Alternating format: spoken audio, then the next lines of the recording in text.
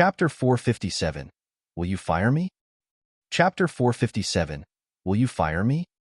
In Mario's bar's private room 305, Qin Feng was torn as he had encountered the toughest decision he had to make in his entire life.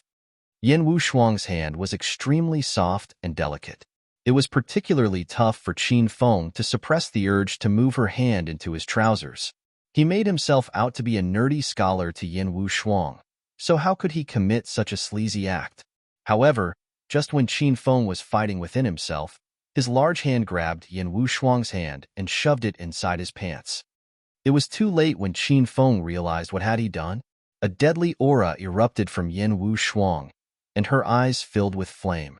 Qin Feng felt that any move besides carrying on with his acting and controlling Yin Wushuang's hand to the right place was pointless. It's so painful. It seems like I've sprained my leg. Ms. Wushuang, hurry up and massage me to alleviate the pain. What are you doing, Qin Feng? What the hell is that thing under my hand? A roar filled with rage clawed Qin Feng's ears and almost shattered his eardrum. In the next second after those words were spoken, a silhouette of leg appeared from the thin air in front of Qin Feng. Yin Wushuang had sent her leg at him, fast and ruthless, and she'd killed off every chance for Qin Feng to avoid the attack. He was sent into the air. Pervert, beast, how can he let me touch his? Yin Wushuang chided Qin Feng in a rage after she sent him flying. She looked at her hand in disgust, and the urge to chop her hand off consumed her.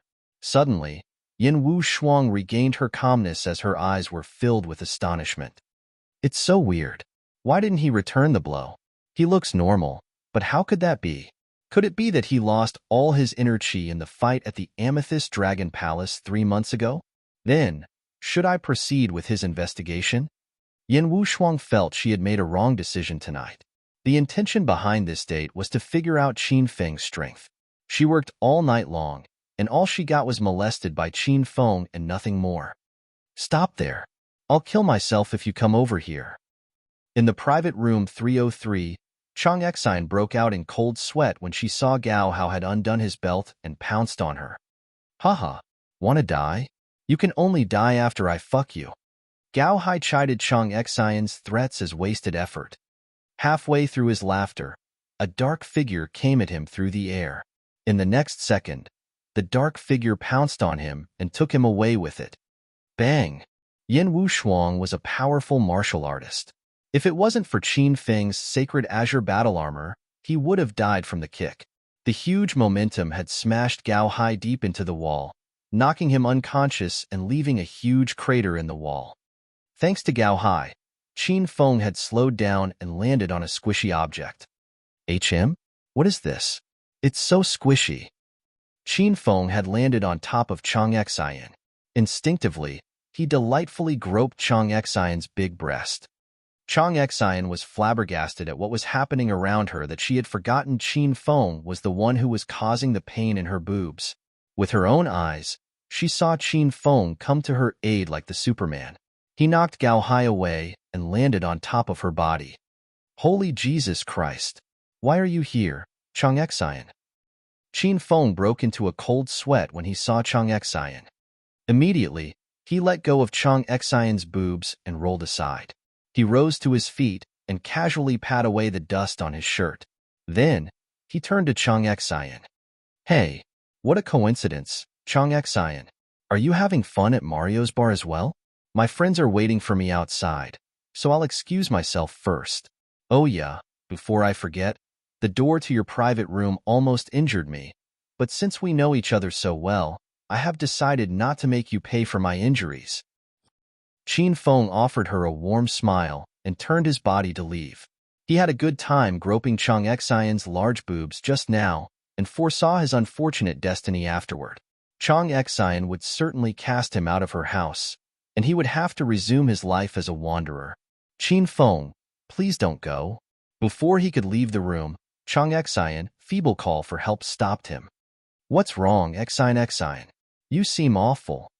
Qin Feng was troubled by his bad ending for groping Chang Exine's boobs. Only now did he realize that Chang Exine was acting weird. What is she doing? Why doesn't she get up from the floor? Qin Feng, Save me. Gao Hai is trying to violate me. Quick, take me home. Chang Xian pleaded for Qin Feng's help like a drowning man grasping at a life raft. Qin Feng quickly picked her up from the floor. He realized her weight was exceptionally heavy, and she was clearly drugged. Which bastard drugged you? Xian. I'll avenge you. Qin Feng locked Chang Xian in his arms and sat on a couch. His expression was chilly. The one who you knock away, Chang Xian said powerlessly. Now, Chang Xian was sitting on Qin Feng's lap. The aphrodisiac had sapped every inch of energy from her. She felt weak, hence she leaned her body against Qin Feng, resulting in their current indecorous position. Chang Xian could not accept it. However, she had no energy to change anything. Little pig, is Chang Xian okay? Qin Feng found Gao Hai lying unconsciously in a corner of the private room. Qin Feng decided to deal with him later and went forward to ask Little Pig about Chang Xian's condition. Master, Chang Xian was inflicted by a potent aphrodisiac. Master has to force the aphrodisiac out from her body, then she'll be fine. After Little Pig had given his explanation, Qin Feng then laid Chang Xian down on the couch. His hand flickered and stuck 8 silver needles in Chang Xian's stomach area. He had obtained the decree of 5 elements, hence forcing toxic or poison out from a person's body was an easy task for him. The silver needles were filled with Qin Feng's inner qi, causing them to automatically tremble. After Qin Feng teased out the knot in Chang Xian's hair and tidied her clothes, he then left her on her own to recuperate. Crack. Then, Qin Feng zoomed to Gao Hai's side. He raised his feet and stomped hard on Gao Hai's arm, shattering it. Oh! The unbearable excruciating pain awakened Gao Hai. The room was filled with Gao Hai's yells of pain once he woke up. Who are you? What the fuck do you want? Gao Hai was shocked when he saw Qin Feng, who was much taller and more muscular than him, standing in front of him with a wicked smile. Nothing. I just want to beat you. Qin Feng sneered. He raised his hand and slapped Gao Hai's face hard, almost slapped Gao Hai's head off. Pfft. Gao Hai spat out a mouthful of blood mixed with a few teeth. Why the fuck have you hit me? Do you know who I am? Are you nuts? Qin Feng slapped him without giving him any reason.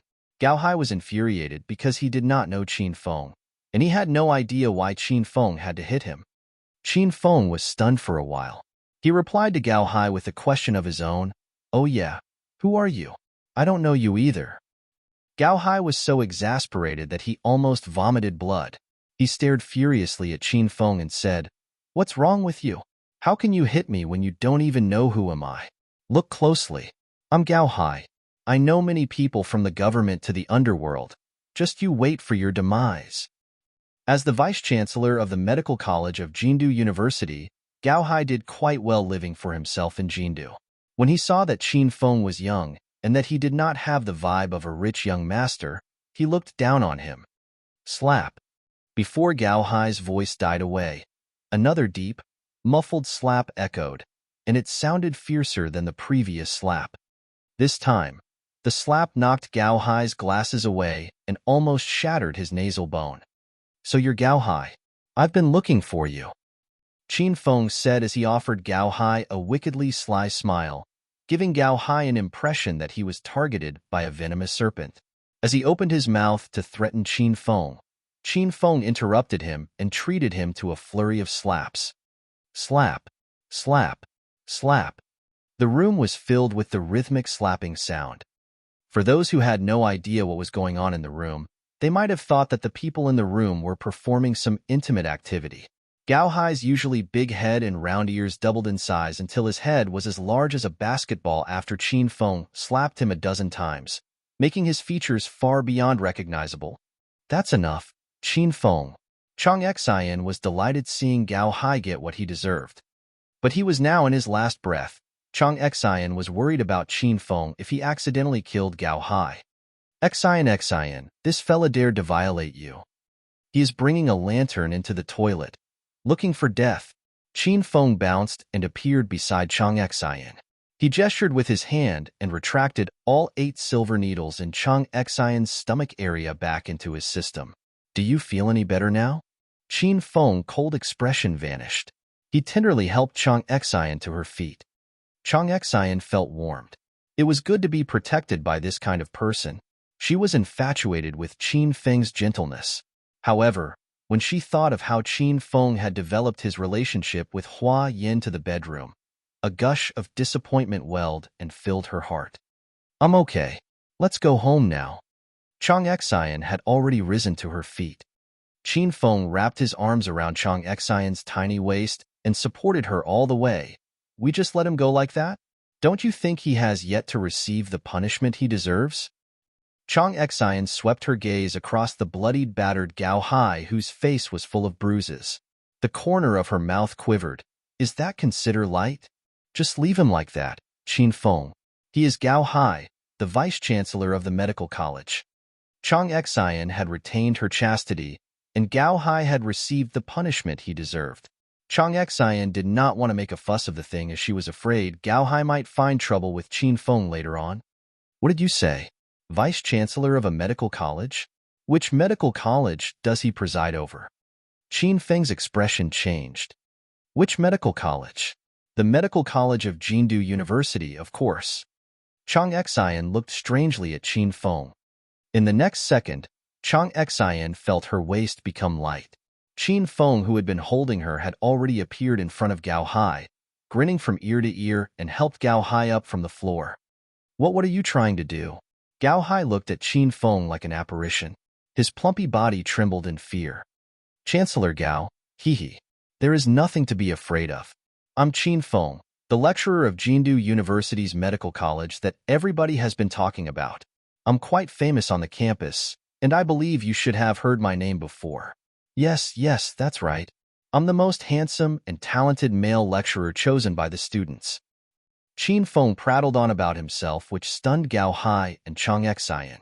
Suddenly, Qin Feng dropped his smiling expression and asked seriously, Chancellor Gao, to be honest, I said so much about myself because I just want to ask you a question. I hit you just now. Will you fire me? Chapter 458. Feeling good at all? Chapter 458. Feeling good at all? Qin Feng's words literally stunned Chang Xian and Gao Hai. Qin Feng, who was filled with an aura of vigor and militancy and had a fiendish and fierce look, suddenly turned into a docile and soft little sheep. What about you being a scholar? Where is your arrogance and pride? Chang Xian was helpless. She almost turned away and left Qin Feng because she felt embarrassed for having such a friend like Qin Feng. Ha. Qin Feng? You're that Qin Feng? Gao Hai cackled with laughter after he regained his senses. His laughter was worse than crying and caused Qin Feng to get goosebumps all over his body. Yes, I'm Qin Feng. Seems like Chancellor Gao has heard my name before. Qin Feng retained his smile. Gao Hai choked on his laughter. After he coughed for a while to smooth out his breath, his expression turned chilly. He stared at Qin Feng and said resolutely, Forgive you? What a silly thought. Qin Feng, I will surely sack you. Gao Hai never expected that the young man standing before him was Qin Feng. Earlier, after the school had ended, Gao Tianyao had come to him and asked him to fire Qin Feng. Gao Hai rejected Gao Tianyao because he was afraid that he might alarm the higher-ups of the university if he fired Qin Feng at this crucial moment. However, after the night's incident, Gao Hai vowed to relieve Qin Feng from his duty. Raising his brows, Qin Feng asked, Was that real? You really want to fire me? No way to turn it around? Haha, why not? Were you not acting all the high and mighty just now? That you hit somebody without saying anything first? So you regret your action now? It's too late. Gao Hai was filled with elation when he thought he had hit where Qin Feng hurt. Qin Feng was a lecturer at Jindu University's medical college. Gao Hai could fire him whenever he wanted. So that's it? Can't we talk this over? Qin Feng asked Gao Hai for the very last time. He was afraid of being relieved from his duty was because he still had a few quests related to the university in the queue. Talk it over? Yes, of course. Get down on your knees and kowtow 3 times before me. As long as you're sincere enough to move me, I'll reconsider your dismissal, Gao Hai said in a despotic manner. Qin Feng's mouth tilted slightly as he raised his leg. A silhouette of a leg flashed through the air, and landed on Gao Hai's groin. Bang! A muffled sound echoed from Gao Hai's groin. Gao Hai seemed to feel that his manhood was crushed. In the next second, a sudden piercing pain swept through every nerve in his body until it reached his heart. It was so much pain that it almost knocked Gao Hai out. Arg! Help me.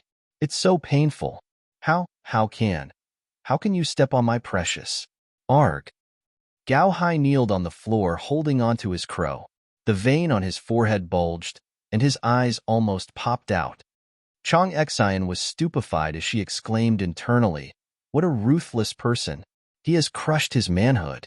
Since Chancellor Gao has resolved to destroy my career as a lecturer, I guess crushing your manhood is the perfect way to return the favor. So now you won't be able to harm any woman any longer given that you lack the ability to do so. The sin you committed will return to you at last, and it's the most unbearable. You earned this yourself, Chancellor Gao." Qin Feng had crushed Gao Hai's precious, but he seemed to be not affected at all. "Let's go now, Qin Feng." Chang Xian was bathed in a cold sweat of fear after she finally snapped out from her distraction. Will Qin Feng be okay for causing so many injuries to Gao Hai? Leave? Like this? Xian, you're too kind, Qin Feng said as if he was just warming up. Chang Xian almost fainted when she heard Qin Feng's words. Chang Xian's mouth quivered. You have ended his line. Was it not enough? Stop kidding around, Qin Feng. You won't be able to escape if the police come here. Qin Feng had dispelled the aphrodisiac, so she had regained much of her strength. She pulled Qin Feng by his arm and dashed towards the exit. Both of them ran all the way outside of Mario's bar where Chang Xian swiftly flagged down a cab. When they were on the way out, Qin Feng purposely took a glance at the private room 305. When he realized that Yan Wu Shuang was no longer in the private room, his mouth quivered as he chided Yan Wu Shuang inwardly. What a cruel lady. She just left like that without caring whether I was dead or alive after kicking me. The cab stopped at the entrance of Jindu University. After the duo alighted from the cab, they got into Chang Xian's red Chevrolet. You'll drive, Qin Feng. Chang Xian gave the key to Qin Feng. Too many things happened in one night and unraveled whatever since she had left. She still had not totally calmed down yet. Qin Feng started the car and scorched down the street toward Chang Xian's villa. In the midst of their journey, Chang Xian suddenly screamed. Qin Feng, pull aside now. Qin Feng was startled by Chang Xian's jumpiness. What's wrong, Xian? Pull aside now. I need to go to the toilet so badly. Chang Xian had taken off her pantyhose, so her lower part was only covered by a blouse. When she sat in the car, her blouse rode up her thighs and the enticing shadow under her blouse was scintillating. Qin Feng slammed on the brake to put the car to a halt. The inertia almost caused Chang Xian to pee in the car. Chang Xian thanked the gods for the minor good fortune as they happened to have stopped on a road devoid of any vehicles or people. Qin Feng, I can't hold it anymore. Wait for me in the car, and don't look. As the car coming to a halt, Chang Xian quickly rushed down from the car. Qin Feng wade Chang Xian unbutton her blouse and squat in the shadows beside the road and millions of alpacas rushed through his heart. What the fuck happened to her? Qin Feng was stunned and rendered speechless by Chang Xian's daring move. Master, Chang Xian was drugged, and you forced the drug from her body with the decree of 5 elements acupuncture. The acupuncture has boosted her blood circulation, and the drug lingering in her body has to be passed out through excretion. This is a normal reaction. Qin Feng had a good grasp after Little Pig gave him an explanation. It could be that he drove too fast, so Chang Xian could not hold her pee. When he thought about Chang Xian passing water not far from him, a charge of heat went through his groin. Chang Xian was gone for quite a long time. It seemed that she was holding a lot of urine in her bladder throughout the journey. When she returned to the car, her face was flushed. She bowed down her head and refused to talk to Qin Feng. Happy now, Xian? Qin Feng teased Chang Xian. Chang Xian's face was flushed bright red. She roared, Happy the heck. I'll cast you out from my house. Qin Feng knew Chang Xian was probably embarrassed now, so he stopped teasing Chang Xian. As he was about to start the engine to resume their journeyway home, Chang Xian suddenly grabbed his arm and said, "Wait, what is it? You still want to pee?" Qin Feng asked Chang Xian. Chang Xian's mouth quivered as she almost slapped Qin Feng. Can't this fellow be more gentle with his words? How can he utter such vulgar words in front of a beauty? It's so embarrassing. Chang Xian took a deep breath to calm herself down. She had decided to have a good talk with Qin Feng while she was passing water. "Qin Feng, tell me, do you like yin yin?" Chang Xian's hand was damp with a cold sweat the moment she questioned him. She stared at Qin Feng and waited anxiously for his answer. Qin Feng was slightly stunned as he never expected that Chang Xian would ask him this question. "I don't. How is there any possibility that I would fall in love with that crazy woman?" Qin Feng did not tell lie. Although he was a philanderer, it was just the basic instinct of every man. Qin Feng felt the women he really loved was actually not that much. Lin Beibei, Zhao Lingxian, Lu Bingbing, Su Ruoro, Bai Qing. Oh well, Qin Feng retracted the words he thought. "Qin Feng, why are you lying to me?" Chang Xian's expression suddenly turned chilly. Chang Xian became downtrodden the moment she saw Qin Feng and Hua Yin cuddled together naked. She had no idea how to face either Qin Feng or Hua Yin recently and had been avoiding them both. However, Qin Feng had come to her rescue in her most helpless moment, so Chang Xian's heart melted. Hence, she mustered up every ounce of strength to get a clear answer from Qin Feng. Regardless of the outcome, she had to know the deepest and truest answer from within the depths of Qin Feng's heart. "I didn't. What I said is true." Qin Feng replied her innocently. Why? Why are you lying to me?" "Qin Feng, can't you open your heart to talk to me about this matter?" Chang Xian's face was white with anger, as if she would leave at any moment. "But I really have not. If you don't want to tell the truth, Qin Feng, then don't return to the villa anymore. Go whenever you like." Chang Xian interrupted Qin Feng before he could finish his words. Qin Feng felt that he had been wronged. He swiftly corrected himself and said seriously, Xian, since you've seen through it, then I won't argue with you anymore. Yes, I have indeed fallen in love with Hua Yin. I've loved her since the first time I saw her. AI, that's it. Although I don't feel good when those words come from your mouth, I'm pleased that you can be honest to me. Thank you, Qin Feng, Chang Xian said dispiritedly. The corner of Qin Feng's mouth crooked as he lamented, "If I become a dishonest and double-faced person someday in the future, it's all society's fault. Have you too? Got it on yet?" Chang Xian asked another question. "Got what on?" Qin Feng could not follow Chang Xian's quirky mind. "Got it on in bed." "What? Bed? No, we have not." It was true that Qin Feng did not engage Hua Yin in bed yet. Although he wanted to, Hua Yin never gave him the chance. Halfway before he could finish his words, Chang Xian shot him a cold, glaring gaze, forcing Qin Feng to correct himself. "Yes, we've slept together." "Just what I thought. You two have slept together," Chang Xian said as if everything was in her palm. "Since you've told me the truth, I could only wish you two happiness. Hua Yin is a good girl, so I hope you won't betray her." As soon as those words were spoken, she was sapped of energy, and she felt pain in her heart. Qin Feng still was in the dark as the system beeped him in his mind. Ding! Congratulations, host Qin Feng, for successfully in dissolving the conflict with Chang Xian and making Chang Xian fall in love with host Qin Feng. The system will reward host Qin Feng 5,000 hedonist points. The fuck? Just like that? Chang Xian has fallen in love with me? Qin Feng was too afraid to accept the truth. Tilting her head, Chang Xian looked into the scenic night view through the window as a line of crystal-clear tears streamed down her cheeks. Although she knew Qin Feng for only a short period of time, it had been filled with ups and downs. Chang Xian had never fallen in love with anybody before, so it was easy for her to fall for Qin Feng. The changing of emotion was very subtle and fast, so that it left her neither room nor time to prepare herself for a new relationship.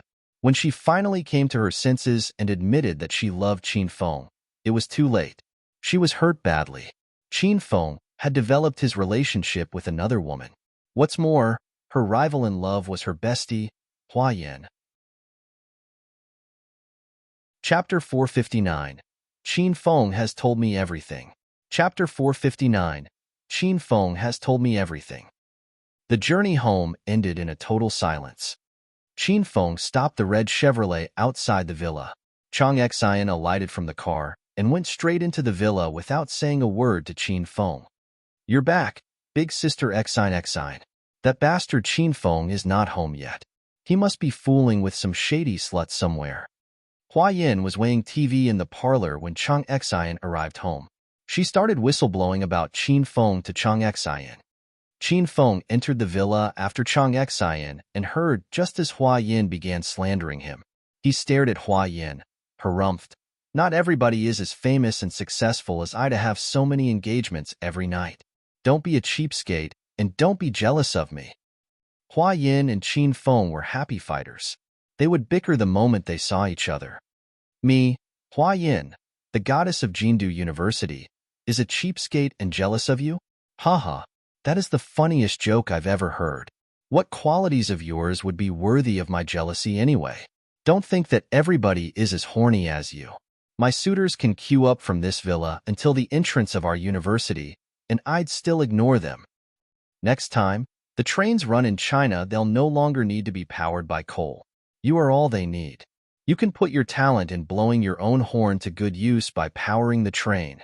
Qin Feng said disdainfully with a pout. Qin Feng, why do you have to be so mean? Arg, you pissed me off." It was always Hua Yin who lost whenever they had a verbal exchange. Seeing that she could not beat Qin Feng verbally, Hua Yin clung to Chang Xian's arm and purred. "You see, big sister Xian. He's so mean. As a man, he never shows any tenderness to the fairer sex, and he never lets me win even once. Big sister Xian, what if we cast him out and have him sleep on the street tonight? My head aches just from looking at him." Chang Xian emotionlessly sat on the couch and seemingly ignored Hua Yan's grumbling. If they were in the previous situation, Chang Xian might have stood by Hua Yin and scolded Qin Feng. However, Chang Xian had just gotten a positive answer from Qin Feng in the car that he was developing a relationship with Hua Yin. It had finally come to light that this was just their way of flirting with each other. Hence, as an outsider, why should she get between the bark and the tree? "Yin, I'm exhausted, so I'm heading upstairs to have a shower first. Come to my room later if you have free time." Chang Xian shrugged off Hua Yin and went upstairs, stunning Hua Yin as it was out of her expectation that her big sister Xian would refuse to help her. She then turned to Qin Feng and realized that he was looking at her with a sly smile. Hua Yin felt offended. Right at this moment, Hua Yin was certain that Qin Feng had to be in a relationship with Chang Xian. Otherwise, why would Chang Xian not help her? Feeling that she was plowing a lone furrow, Hua Yin huffed, "Humph, asshole," and went upstairs. Qin Feng returned to his own room after the two girls went to their rooms. He felt it was time to outline his plan since he had accepted the Level 5 mission from the Martial Artist Alliance and had also successfully broken through to Stage 4 Energy. He prepared to return to Acropolis City within 2 days and settle everything that he should have done a long time ago. Hua Yin took a quick shower after she returned to her room. Then, she went into Chang Xian's room in her white sleeping gown. "What is the matter, big sister Xian?" Hua Yin joined Chang Xian in laying on top of Chang Xian's giant red bed. "Just bathed. Yin?" Chang Xian beat around the bushes before jumping into the main topic. "Yeah, big sister Xian, you smell so good. You two just took your bath, right?" Chang Xian nodded. She then locked her gaze on Hua Yin's large breasts. Humongous and white, they were a size that was bound to cause a lot of heartburning. Chang Xian was certain that Qin Feng must be bewildered with them. Where are you looking at, big sister Xian? Hua Yin quickly covered her breasts. Her face flushed red. "Haha, we're both women. It's nothing to be embarrassed about." Chang Xian was a little bit downtrodden, but her gloomy cloud was blown away by Hua Yin's cute and mischievous expression. "Then let me see yours, big sister Xian. Chang Xian was stupefied. Although they were both women, Showing their naked bodies to the same sex seemed weird. It was like two men looking at each other's naked bodies. They were either gay, or they were suffering from mental disorder. Yin Yin, let me ask you a question. The reason Chang Xian asked Hua Yin to come to her room was that she wanted to smooth out the relationship between her, Hua Yin, and Qin Feng. What is it, big sister Xian? Just fire it out. Hua Yin dropped her smile seeing that Chang Xian was getting serious. Yin Yin, are you in a relationship with Qin Feng? I'm in a relationship with Qin Feng? Who told you that? How is there any chance that I would be with that scruffy brat? Chang Xian's question came too sudden, and Hua Yin was not prepared for it. She almost fell from the bed out from the shock. Chang Xian's brows locked together tightly as she could not fathom why her bestie had to lie to her. It was reasonable for Qin Feng to lie to her, but why her bestie? Yin Yin, do you still think me as your big sister? A serious expression graced Chang Xian's face. Hua Yin was confused and somehow stupefied by Chang Xian. She nodded incessantly. We're besties, big sister Xian. You'll be my big sister forever, of course. Then why do you refuse to tell me the truth? Chang Xian sighed. What truth? Big sister Xian. What exactly are you trying to ask? Asked Hua Yin as she felt she was not on the same channel as Chang Xian. I'll ask you the question again. Please answer me this time sincerely. Have you slept with Qin Feng? Chang Xian's question dropped like a bombshell at Hua Yin and caused her to fall off the bed to the floor this time. Has there been a misunderstanding between us, big sister Xian? Hua Yin suddenly remembered that night where she hugged Qin Feng while she used her naked body to cure the freezing seal. She quickly explained herself. What you saw that night is not what you think, big sister Xian. Nothing happened between Qin Feng and me. Looking at Hua Yin's serious face, Chang Xian shook her head and lamented. Enlighten me then. What were you two doing with your naked bodies on the bed? Could it be that you two were warming each other up? It is just early of autumn. The air isn't that cold. Chang Xian was choked by the words she was going to say. She was actually trying to say that Qin Feng and she was really warming up each other. Hua Yin had fallen silent. Chang Xian then added, I never expect you to lie to me, Yin Yin. I'm very disappointed. Actually, Qin Feng has confessed everything to me. Confess everything? What did he say? Hua Yin felt her brain capacity had hit the limit, or her memories had failed her. That he loves you, of course. Chang Xian repeated what Qin Feng had said in the car to Hua Yin. He said that he had fallen deeply in love with you at the first sight. Hua Yin's mouth fell open into an O shape. She thought, does he have any sense of shame? How could he tell such a big lie to big sister Xian? He even said that you two had slept together before and that you're his woman. Hua Yin's eyes almost popped out in anger, and they were bloodshot. There is nothing to be embarrassed about, Yin Yin. You've reached the age to talk about marriage. Since you've given your body to him, then I wish you a happy future with him. Hua Yin's face went red because of her anger. Chang Xian mistook her reddened face for her embarrassment. He really said all of that, big sister Xian? Hua Yin forcefully suppressed her anger and shot the question at Chang Xian through gritted teeth. However, Chang Xian took her lisp as her embarrassment. Yin Yin, we're besties. Don't worry about telling me about your relationship with Qin Feng. I'm good at keeping secrets, and I won't tell anybody about your relationship. Besides, I don't want our relationship to go sour just because of a man. I hope you two can support each other, trust each other, and grow from each other. Above all, we're still bestie. Hua Yin could no longer hear what Chang Xian was saying. A bizarre storm of anger was brewing in her soul, and she would soon explode. Big sister Xian, I'm tired. I'll return to my room first. Hua Yin gave an excuse and retreated from Chang Xian's room. The moment after she shut Chang Xian's room door, her hand flickered, and a long blood-red whip appeared in her hand. Then, with a light hop, Hua Yin jumped from the third floor and landed right in front of Qin Feng's room door. Qin Feng was lying half-naked on his bed planning his trip to Acropolis City. In the midst of his planning, a very important task suddenly came to his mind. He still had not concocted the blood chi pill that could be used to save Lin Beibei's life. According to the system requirements, Qin Feng was forbidden to purchase the blood chi pill from either the system or from any shop in the world. He had to concoct the blood chi pill by himself or find somebody to do it for him. Qin Feng owned the decree of 5-element acupuncture and the compendium of 100 materia medica, but he still lacked the skill to concoct a pill. Moreover, amongst the people he knew, neither of them could concoct a pill. Suddenly, the flash of a flawless and pretty silhouette appeared in his mind. Hua Yin. The system had released a quest about Hua Yin. Assist Hua Yin in becoming a level 6 pharmaceutical master. This quest had exposed Hua Yin's identity as a pharmaceutical master. The only thing to confirm now was if Hua Yin had the skill and ability to concoct the blood chi pill. Bang! Qin Feng was thinking about Hua Yin, and she appeared in front of his room. It seemed to him that this young lady looked very angry. Otherwise, why would she kick his door open? He saw a long blood-red whip in Hua Yan's hand. Her hair was stood on end, and her eyes glowed with fire. Yin Yin, have you come to play SM with me? Come now. Qin Feng teased Hua Yin. Shameless weasel. How dare you destroy my reputation and tarnish my chastity? Drop dead now. Sushi? You really know a hell of a way to play. Were you talking about body sushi that the Japanese love?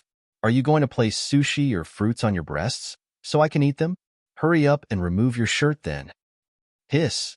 Hua Yin was once again taken aback by Qin Feng.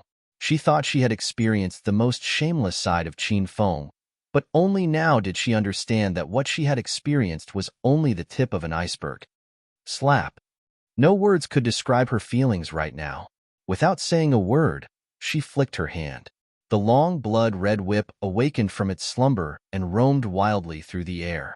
Like a vicious serpent snarling at its prey, it opened its large jaws and thrust its fangs at Qin Feng's head.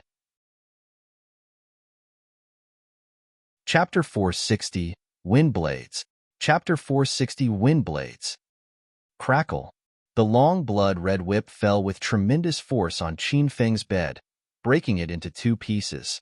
If Qin Feng had hesitated for a second, he would have shared the same destiny as his bed.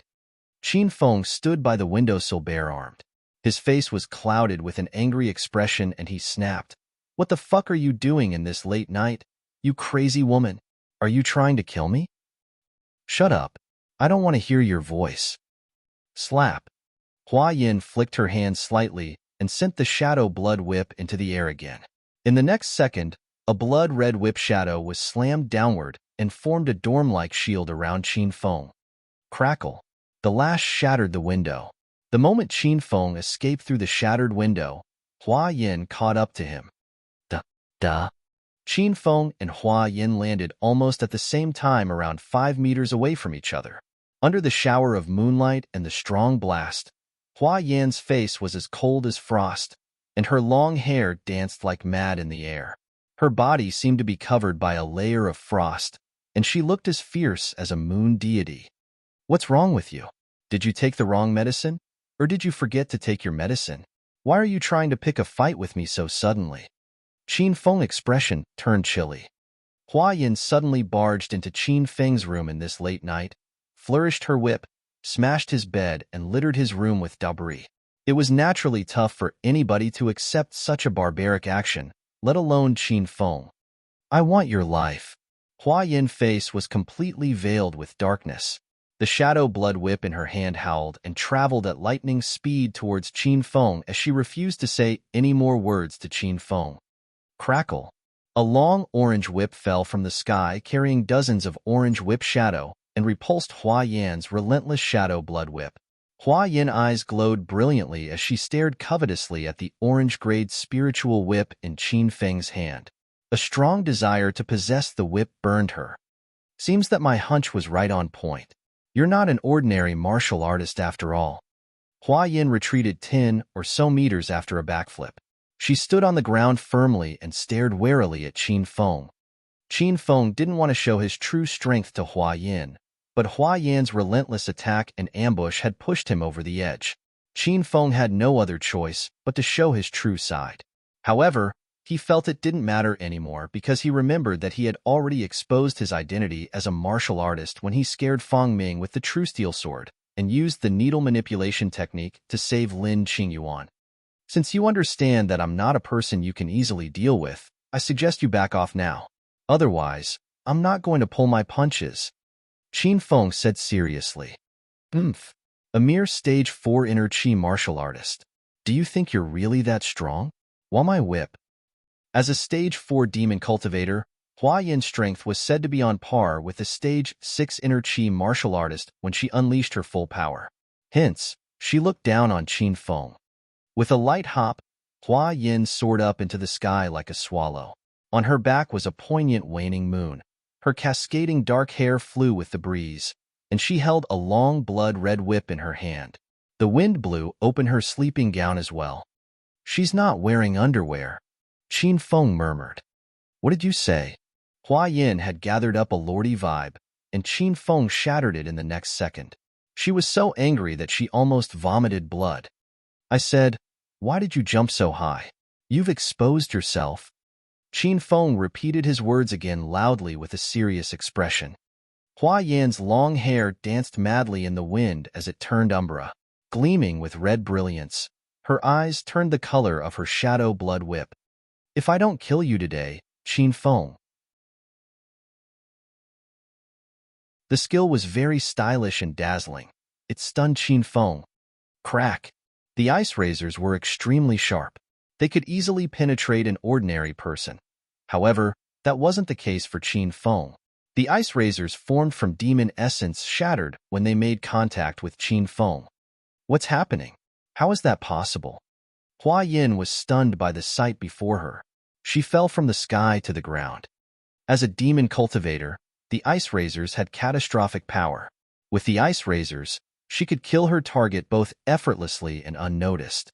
By right, it should have been an impossible task for Qin Feng, a stage 4 inner chi expert, to protect himself from the attack. However, not only did Qin Feng mitigate the ice razors, he did so with little to no effort. Qin Feng smiled like a Cheshire cat. He knew that Hua Yin was billowy lady and had witnessed her ability to convert demon essence into ice when they were fighting Taoist Rakshasa. Hence, he was prepared. The moment Hua Yin released the purple demon essence, he donned his sacred azure battle armor. The battle armor was a blue-grade spiritual equipment. Qin Feng believed that it should be sold as metal scrap if it could not mitigate an attack by a stage 4 demon cultivator. Holding the arc of a sadistic sneer on his mouth, Qin Feng said, Yin Yin, seems like your ultimate move has failed. Now it's my turn. Before his voice died away, his aura howled, and a massive, strong gale followed. The windstorm kissed and disheveled his long hair and the hem of his garment. Bang, bang, bang. The sound of wind cutting through space wafted into Hua Yan's ears. She was stunned, and her expression was frozen into a look of fear. She looked dumbfounded at Qin Feng. Condensing and discharging chi? Killing by inner chi? Have you broken through into stage 9 inner chi? You're now halfway into the realm of comprehension? The way of cultivation for a martial artist required loads of effort and was a long journey. In training and circulation of chi was the basic foundation of inner chi cultivation. During this stage, one could exert inner chi in the form of inner power. A person could only release the inner power after they'd physically touched their opponent. However, some of the inner chi cultivators can release their inner chi with the aid of spiritual equipment. For example, the whip shadow of the spirit snake whip and the sword flurries of the true steel sword were the forms of inner chi being discharged. There was no other way for martial artists besides using the spiritual equipment to discharge their inner chi during the cultivation period. They could only attain the ability to condense and discharge chi to kill people after they'd perfectly mastered stage 9 inner chi and broken into the realm of comprehension. A demon cultivator and a heretic were different from martial artists. A demon cultivator and a heretic could refine and discharge demon essence or evil energy during their cultivation period. Hua Yin always thought that Qin Feng was an orthodox martial artist. When she saw that Qin Feng could condense and discharge chi, she felt her life was threatened, and she was scared. Shroom. Before she could regain her senses, a piercing whistle of wind echoed in the air. A cold, deadly aura surged in front of Hua Yin. Her face blanched white in fear as she hastily dodged to one side. A blast of wind zoomed past her flawless face. A wisp of her black hair fell slowly to her feet as the amazement in Hua Yan's eyes intensified. She was certain that Qin Feng did not use any spiritual equipment or hidden weapon. It seemed that Qin Feng really could condense, discharge qi, and morph qi into blades of wind to do his bidding. The revelation stunned her. Fuck. I really have a death wish for fighting with a martial art master who has stepped into the realm of comprehension. The whistle of wind reverberated once again, and the air was seemingly sliced open. Hua Yin bounced and narrowly evaded another ambush of blades. A large deep crevice appeared where she previously stood. Shroom, shroom, shroom. The whistle of blades of winds poured down like countless soul reapers on Hua Yin from all angles. Hua Yin had no other choice but to jump around to escape the hounding aura of the dead that filled every inch of sky and earth. The relentless blades of wind attack cornered Hua Yin.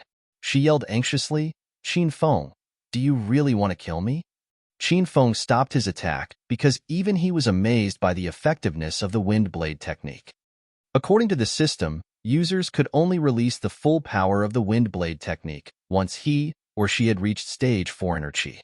Qin Feng had executed the wind blade technique before when he was at stage 3 energy, but the effect was unfavorable. He could only scare his opponent away without causing any actual damage. However, after Qin Feng had broken through to stage 4 energy, he did not need to move a muscle, and he could beat Hua Yin around with the wind blade technique. He was extremely pleased by the effect. "Yin Yin, what happened to you? Why do you want to kill me?" Qin Feng stood with his hands clasped behind his back. He shot a question at Hua Yin with a chilly expression. Hua Yin stopped after the whistling of the wind, and the hounding aura of the dead slowly dissipated. Her breasts jumped up and down as she was out of breath from running around for a prolonged time. "You shameless rascal, Qin Feng.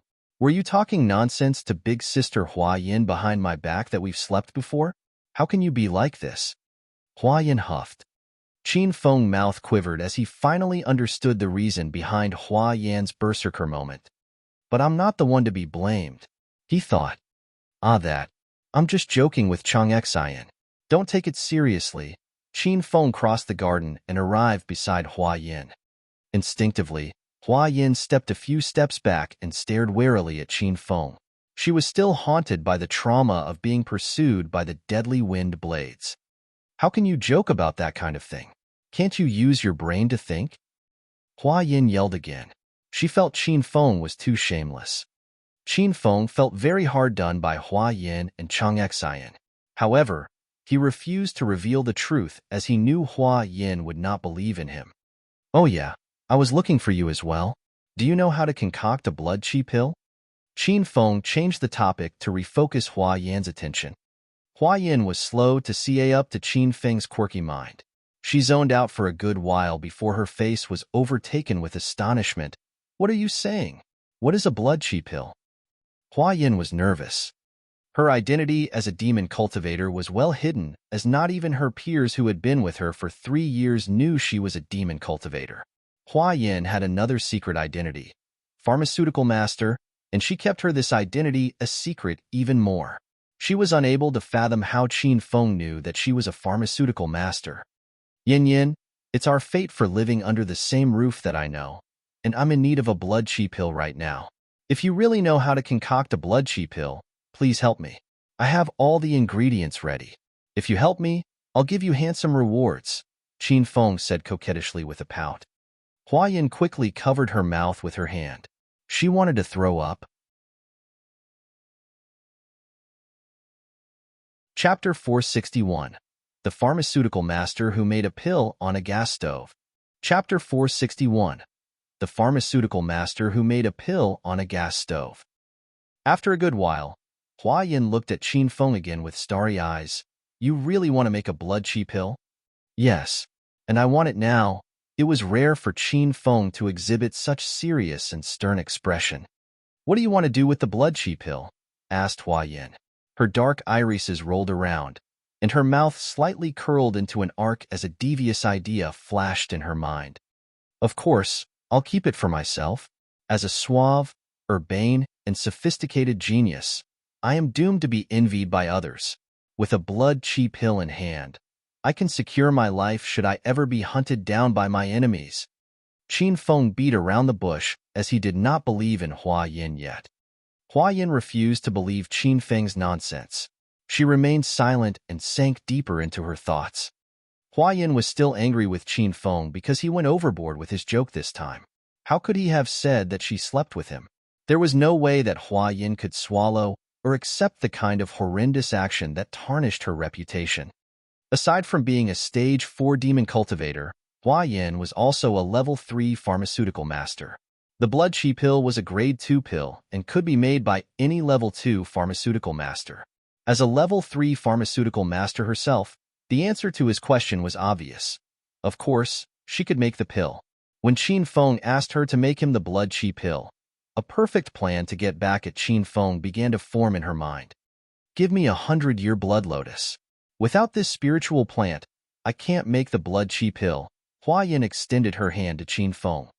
The 100-year blood lotus was the main ingredient in the blood chi pill and an extremely rare and hard-to-find spiritual plant. It was tough for Hua Yin to believe that Qin Feng actually owned a 100-year blood lotus. Qin Feng waved his hand, and a blood-red lotus magically appeared in his hand. Hua Yan's eyes glowed. She instantly recognized the 100-year blood lotus from the moment it appeared on top of Qin Feng's hand. It's really a 100-year blood lotus. The 100-year blood lotus normally thrived at the peak of a snowy mountain 3,000 meters above sea level. Thanks to the high altitude, the 100-year blood lotus absorbed the maximum amount of the purest spiritual essence from the heavens and the earth. It was an ingredient of superior quality in a pill of immortality. Unfortunately, due to the required harsh environment and the high altitude, the 100-year blood lotus was among the most challenging plants to grow, and only a few of them survived to maturity. Hence, a single 100-year blood lotus was worth several cities. Where did you get a 100-year blood lotus? Hua Yin took the 100-year blood lotus from Qin Feng. She sniffed and studied it. It was a present from one of my lovers. Qin Feng replied nonchalantly. Su Qiuyu, the junior matriarch of the Su family in Sky City, gave him the 100-year blood lotus. It was the family heirloom of the Su family. Su Qiuyu was going to use it to save her grandpa from his coma before Qin Feng visited the Su family, cured Elder Su, defeated the Yin-Yang Elder, and quelled the internal strife of the Su family. After everything had settled down, Su Qiuyu left the 100-year blood lotus in Qin Feng's hand, so Qin Feng had been carrying it around since then. PSK. Say it or leave it. Hua Yin scoffed as she rolled her eyes at Qin Feng. Qin Feng was helpless. He realized that none of these women trusted him. Can you make the blood chi pill? Qin Feng asked Hua Yin. The quality and age of your 100-year blood lotus are pretty good. I can probably make 2 sets. One set contains 12 blood chi pills. I can make it now if you're okay with it, Chang Xian replied indifferently. Okay, hurry up then. Qin Feng doubted Hua Yan's motive when she candidly agreed to make the blood chi pill for him. However, when he thought he could finally save Lin Bei Bei from her coma after Hua Yan made the blood chi pill, he dropped his suspicion. So you agree? Hua Yan asked him again. She gave Qin Feng an odd-looking smile as she peered at him. Yes, yes. I agree. I agree. Let's go now. Time is of the essence. Qin Feng impatiently pushed Hua Yin into the villa. Suddenly, Hua Yin laughed, ignoring that Qin Feng was touching her back. Haha, that's great. I'm gonna have 12 blood chi pills too. Hua Yan's words stopped Qin Feng from caressing her mellowly, smooth as jade back. A bad hunch stirred in his heart as he asked, Yin Yin, where would the 12 blood chi pills come from? From you, of course. Didn't you agree to give me a set of 12 blood chi pills if I help you? Hua Yin said while offering Qin Feng an impish smirk. Qin Feng felt he had played into the hands of Hua Yin. He quickly reverted. I didn't. Though they were just level 2 pills, blood chi pills were priced at 500,000 yuan and 3,000 mission points at St. Medic of the martial artist town. What's more, there were only 3 pills in a bottle.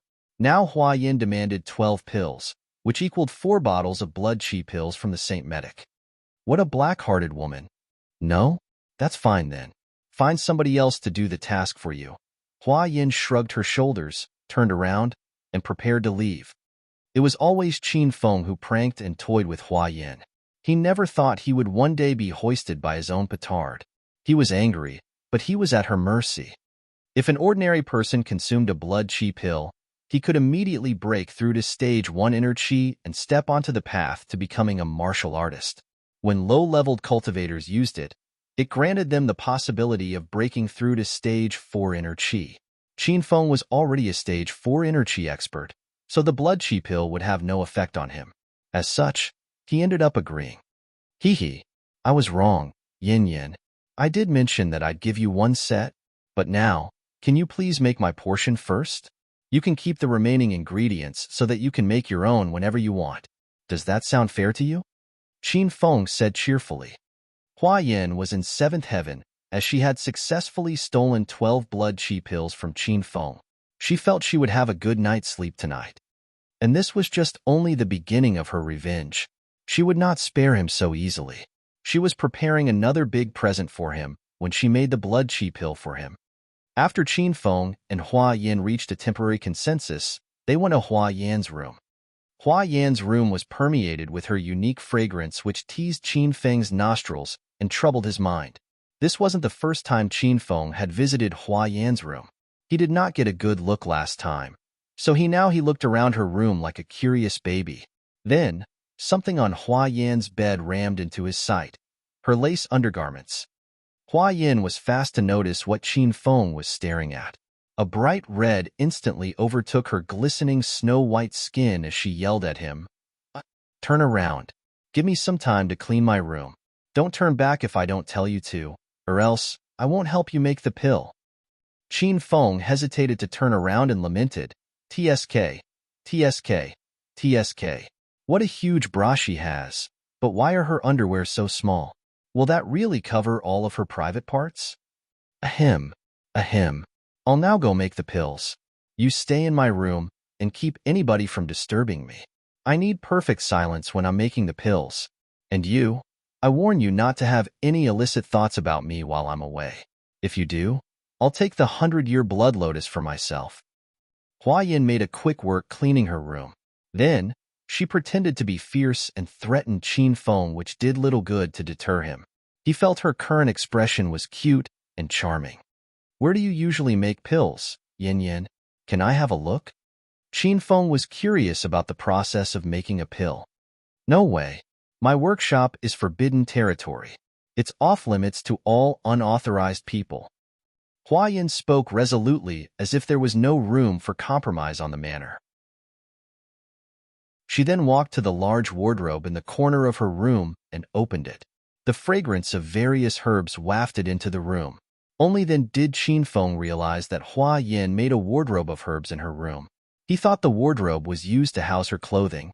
Hua Yan's hand nimbly danced in between of the bottles of herbs. These herbs worked as supplementary ingredients in making the blood chi pills. They were not particularly rare compared to the 100-year blood lotus. I'm going in. Stay here and please don't mess up my things. Just stay seated on the floor. After Hua Yin had gathered all the required ingredients, she hopped and disappeared. In the next second, she appeared elegantly in front of the giant wardrobe beside the restroom. With a light pat, she opened the wardrobe. Inside the wardrobe, the back plate began to spin, and a secret room appeared. Holy fuck, what a crazy woman. I wonder if Xian knows that she has made so many secret rooms in her villa into her workshops. Qin Feng sat with his legs crossed and grumbled, but Hua Yin could no longer hear his voice. The space behind the giant wardrobe used to be a restroom. After Hua Yin moved into the house, she refurbished and partitioned the large restroom into 2 smaller rooms and made one of them her workshop for making pills. The secret room was small, around 10 square meters large. The room had no other furniture aside from a three-legged cauldron on top of a gas stove in the center of the room. Hua Yin sat down in front of the three-legged cauldron. She raised her hand and tossed half of the 100-year blood lotus into the cauldron. Click. She then ignited the gas stove. The fire roared and howled, burning underneath the three-legged cauldron. After that, she raised her hand and transmitted a few wisps of purple demon essence into the cauldron. In Hua Yan's room, Qin Feng burned with anxiety as he paced back and forth on the floor. He was curious about the process of making a pill. He was certain that the equipment used and the process had to be very badass given that pharmaceutical masters were such a rare entity in China. He wished to check it out, but Hua Yan's warning halted him. He was afraid that Hua Yan might actually go back on their promise and steal the 100-year blood lotus from him. Swiss. After having a tug of war in his mind, Qin Feng finally gave in to his curiosity and bought a talisman of clairvoyance from the system. After he chanted the incantation, everything that was happening inside the secret room was laid bare. Plop. After he saw the situation inside the secret room, Qin Feng slipped and fell to the floor. He turned a deaf ear against the tingling pain in his ass and whined. This is the so-called the most cherished and mysterious profession in China? How disappointing. She just uses a gas stove to make a pill. Every chef can be a pharmaceutical master.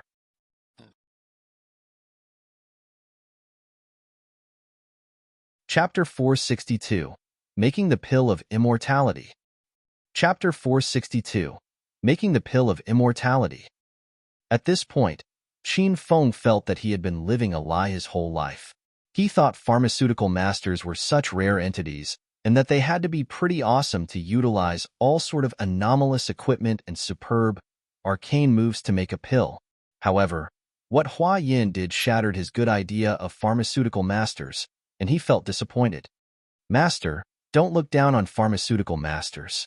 See with your own eyes, Little Pig's voice resounded in Qin Feng's mind. Are they really that great as what rumor says? I don't think so.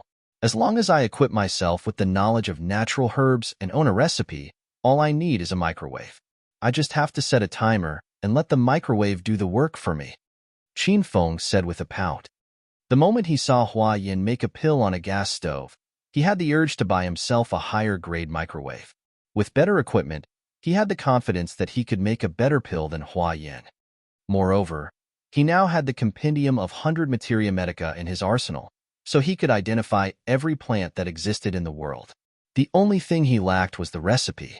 If he was given a recipe, Qin Feng felt he could also make the pill of immortality. Making the pill of immortality is not an easy task, master. If it's that easy, every resident of China will become pharmaceutical masters.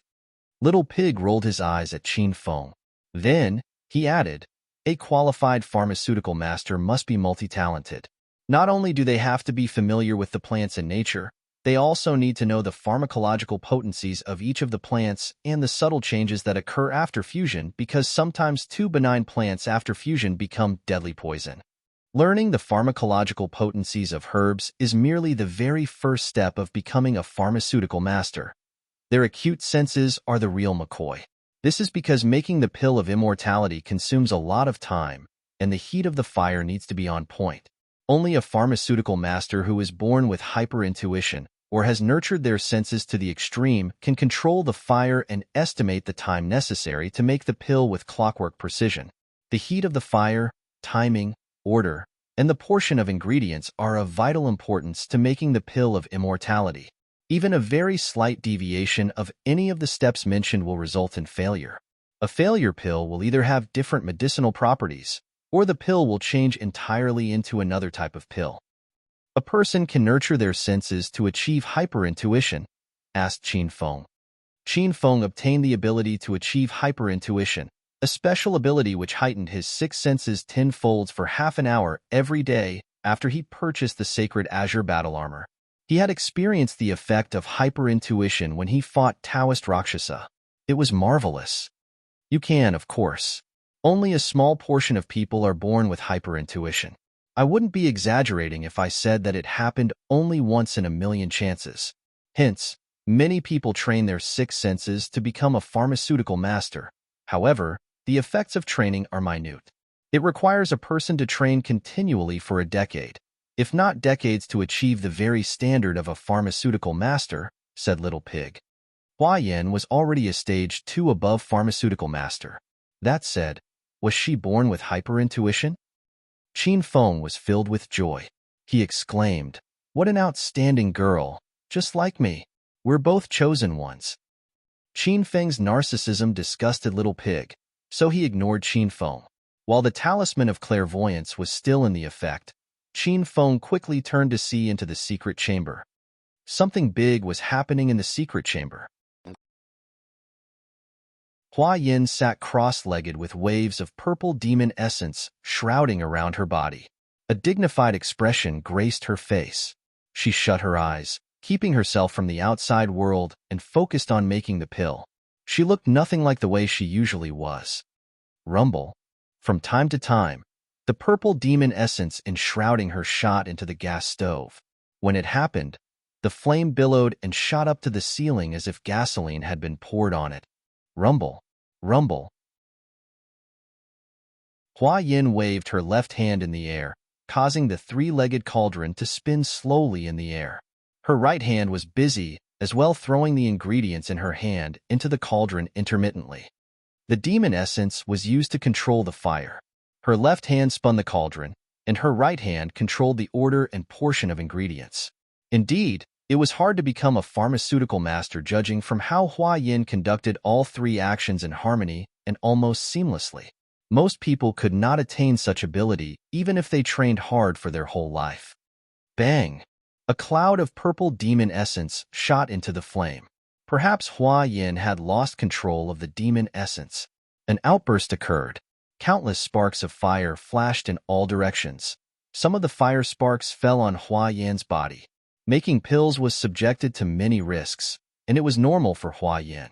She calmly pat the flame on her head and concentrated the demon essence into her body.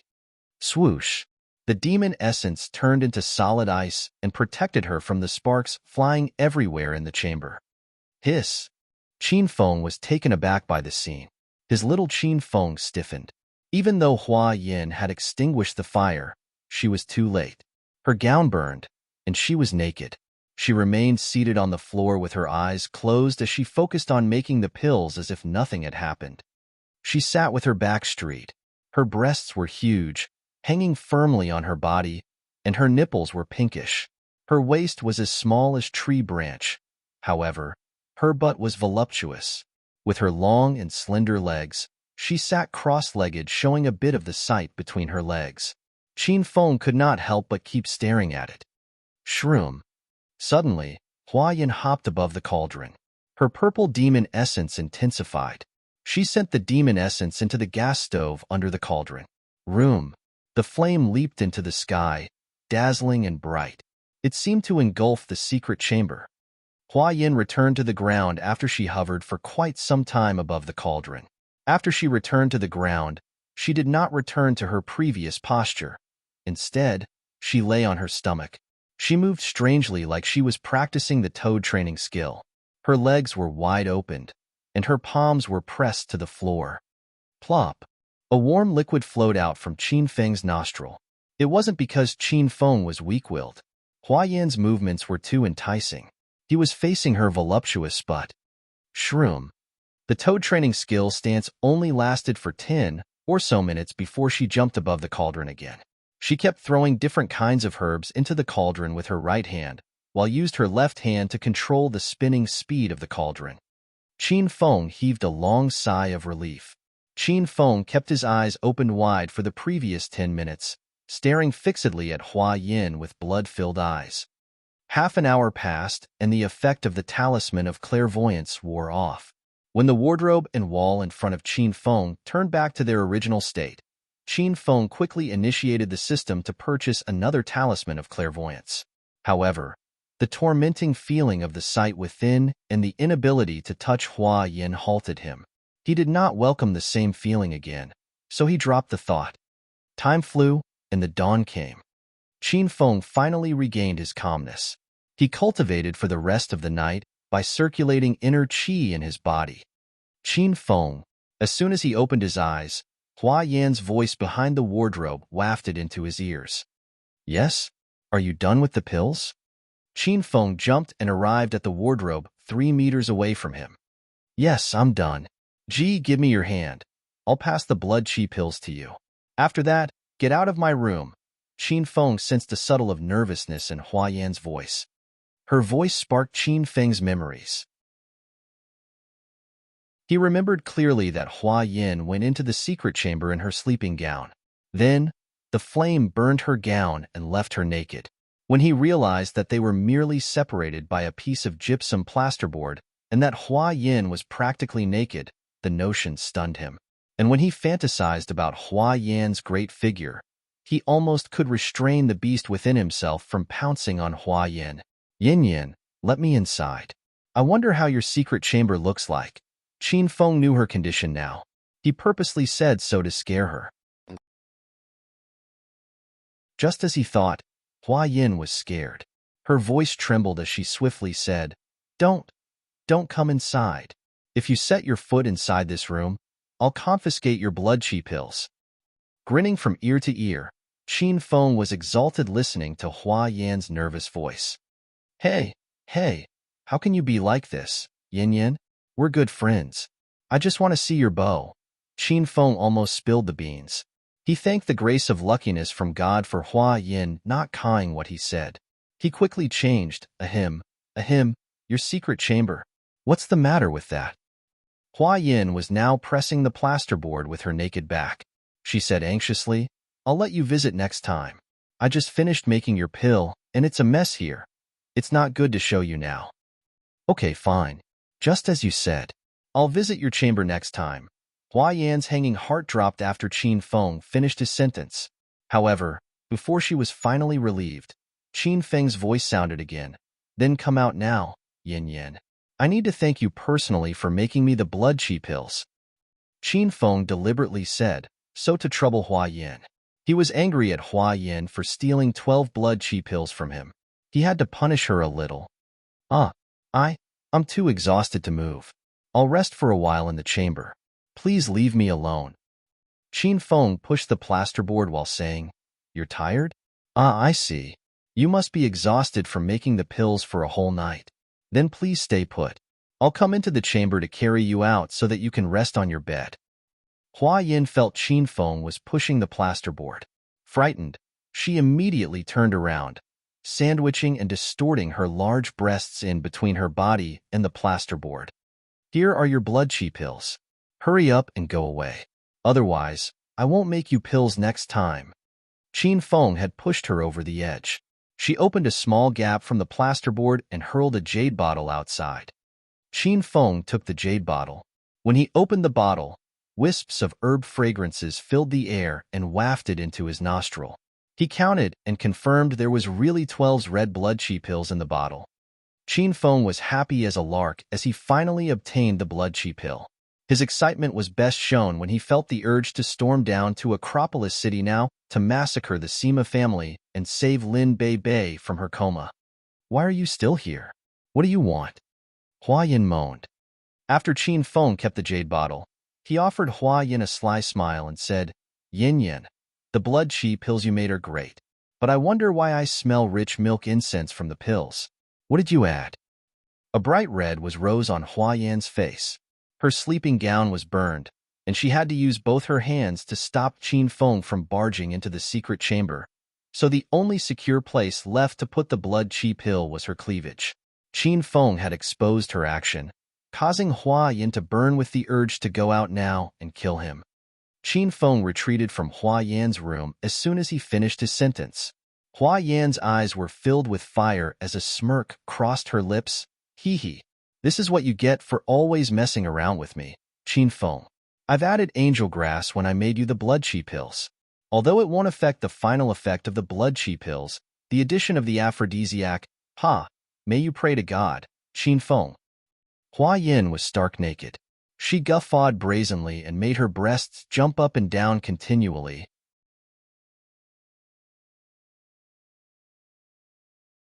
Chapter 463. The Su family is in trouble. Chapter 463. the Su family is in trouble. At the Su family's old mansion in Sky City, Su Qiuyu sat in the main seat in the parlor of the Su family's old mansion in a plain white lace dress. She wore light makeup and her face was expressionless, giving off the vibe of a heavenly maiden. On the other side of the parlor, a man in well-pressed suit stacked his leg on top of the other and comfortably reclined in the chair. He stared at Su Qiuyu with a big smile on his face, trying his very hard to see the gorgeous body Su Qiuyu had under her lace dress. Hee, the gracefulness of Ms. Qiuyu has long reverberated like thunder in my ears. You really have not fallen short of your reputation as the first beauty of Sky City. It's my pleasure to have met you today. The man was Ma Hui, the eldest son of the Ma family of Sky City. The Ma family was one of the largest familial clans of Sky City and renowned for their greatness in the pharmaceutical industry. The reason behind his visit to the Su family was to discuss cooperation between the two families with Su Qiuyu. 3 months prior, Qin Feng came to the Su family. He defeated the Yinyang elder and quelled the internal strife of the Su family, which indirectly brought the Su family into prominence as the largest familial clan in Sky City. Before he left the Su family, Qin Feng suggested the expansion of the Su family's pharmaceutical business to Su Qiuyu with the objective to hammer the Liang family of Jindu and prevent the marriage between Liang Yu and Zhao Lingxian. He left the golden sore medicine and whitening powder for Su Qiuyu sell the two products and defeat the Ditta water and silkworm chrysalis powder that the Liang family of Jindu invented. Su Qiuyu placed great emphasis on the firm after Qin Feng left. However, in the midst of developing the two formulas, she encountered a grave problem that could bring downfall to the Su family. In Qin Feng's formula, there were a few ingredients that were difficult to find. Even if they could buy them, the cost was bitterly high and not worth it to produce en masse. The firm pumped millions of capital in developing the formula, and they could neither retract the funds nor continue the production now. They were deadlocked. In the track of looking for other solutions, Su Qiuyu had been trying her best to reach Qin Feng. However, much to her dismay, Qin Feng had disappeared into thin air. Qin Feng had gone missing. The production line was shut down, and the combination of the events bogged Su Qiuyu down. She was in a terrible fix.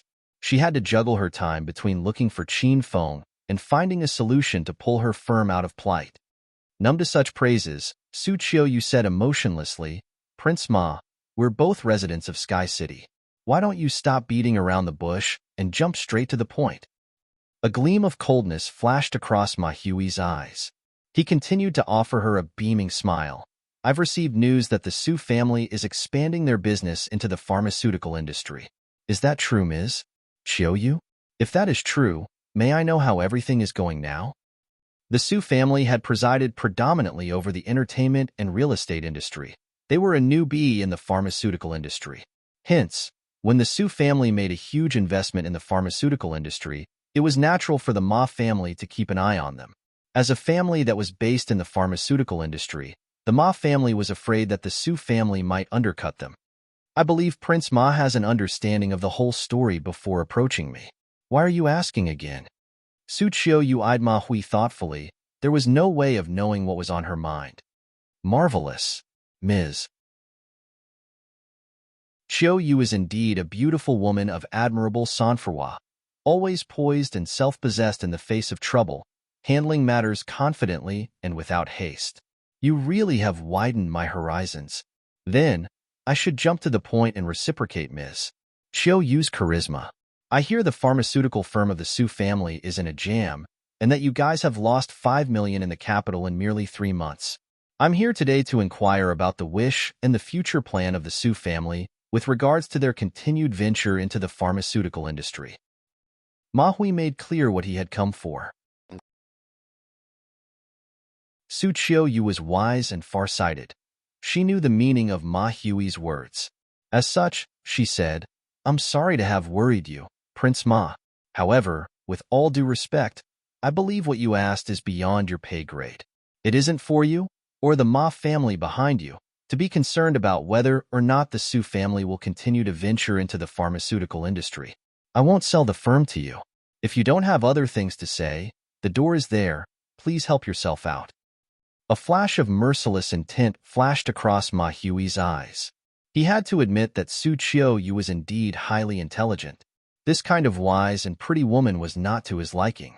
He hated her because he lacked the boldness to dominate her, and he was always looked down on by her. Can your word represent the Su family, Su Qiuyu? I think it's better if you discuss with Elder Su first and see what he says. Ma Hui rose to his feet and stared viciously at Su Qiuyu. He'd shed his pretense. My grandpa abdicated as the head of household as of 3 months ago. Now, I'm the matriarch of the Su family. My words speak for the Su family. Still, I retain my stance. I won't sell the firm to you. Even if I have to spend all of the Su family's capital, I won't be closing it. Su Qiuyu rose to her feet as well. She stood her ground firmly without the slightest doubt. She was resolute. The Su family would never set foot in the pharmaceutical industry. It was all because of Qin Feng that Su Qiuyu persisted. Qin Feng had done too much for the Su family, but Su Qiuyu had nothing with which to repay him. Now Qin Feng was lost, and his condition was unknown. The firm was the only monument Qin Feng left for her, and the only proof she had to justify the relationship between her and Qin Feng. Hence, Su Qiuyu would never sell the firm even if it cost her life. You have a long hair, but short wit. The Su family's elders must be a bunch of fools to make you the matriarch of the Su family. Such a large property is foredoomed to be destroyed by your hand. Ma Hui's face was veiled by extreme anger. Su Qiuyu had enough with Ma Hui, so she gave her expulsion order. Don't you worry about the future of the Su family. If you have nothing else to say, please leave now. As the spearhead of the other familial clans of Sky City, no family dared to tamper with the absolute power the Su family held. All of them feared that their family businesses and properties would be annexed by the Su family. However, the Ma family was different. The Ma family was only involved in the pharmaceutical industry, and they had become the vanguard of the pharmaceutical industry of Sky City. The Su family was considered a newbie in the industry. Thus, the Ma family had no qualms in meddling with the Su family because the Su family lacked the authority to affect them. Well, what a hell of a move you have there, Su Qiuyu. I have approached you with kindness and offered you a proposal to purchase the pharmaceutical firm to save the Su family from the huge loss. It's a win-win condition. How dare you not cherish my kindness and chase me out? Fine. Although the Su family is huge, you're nothing to the Ma family in the pharmaceutical industry. We, the Ma family, will do everything we can to banish you. We'll hit you where you hurt, and we'll make you, the Su family, unable to hold up your head ever again. At that time, I demand your personal arrival at the Ma mansion.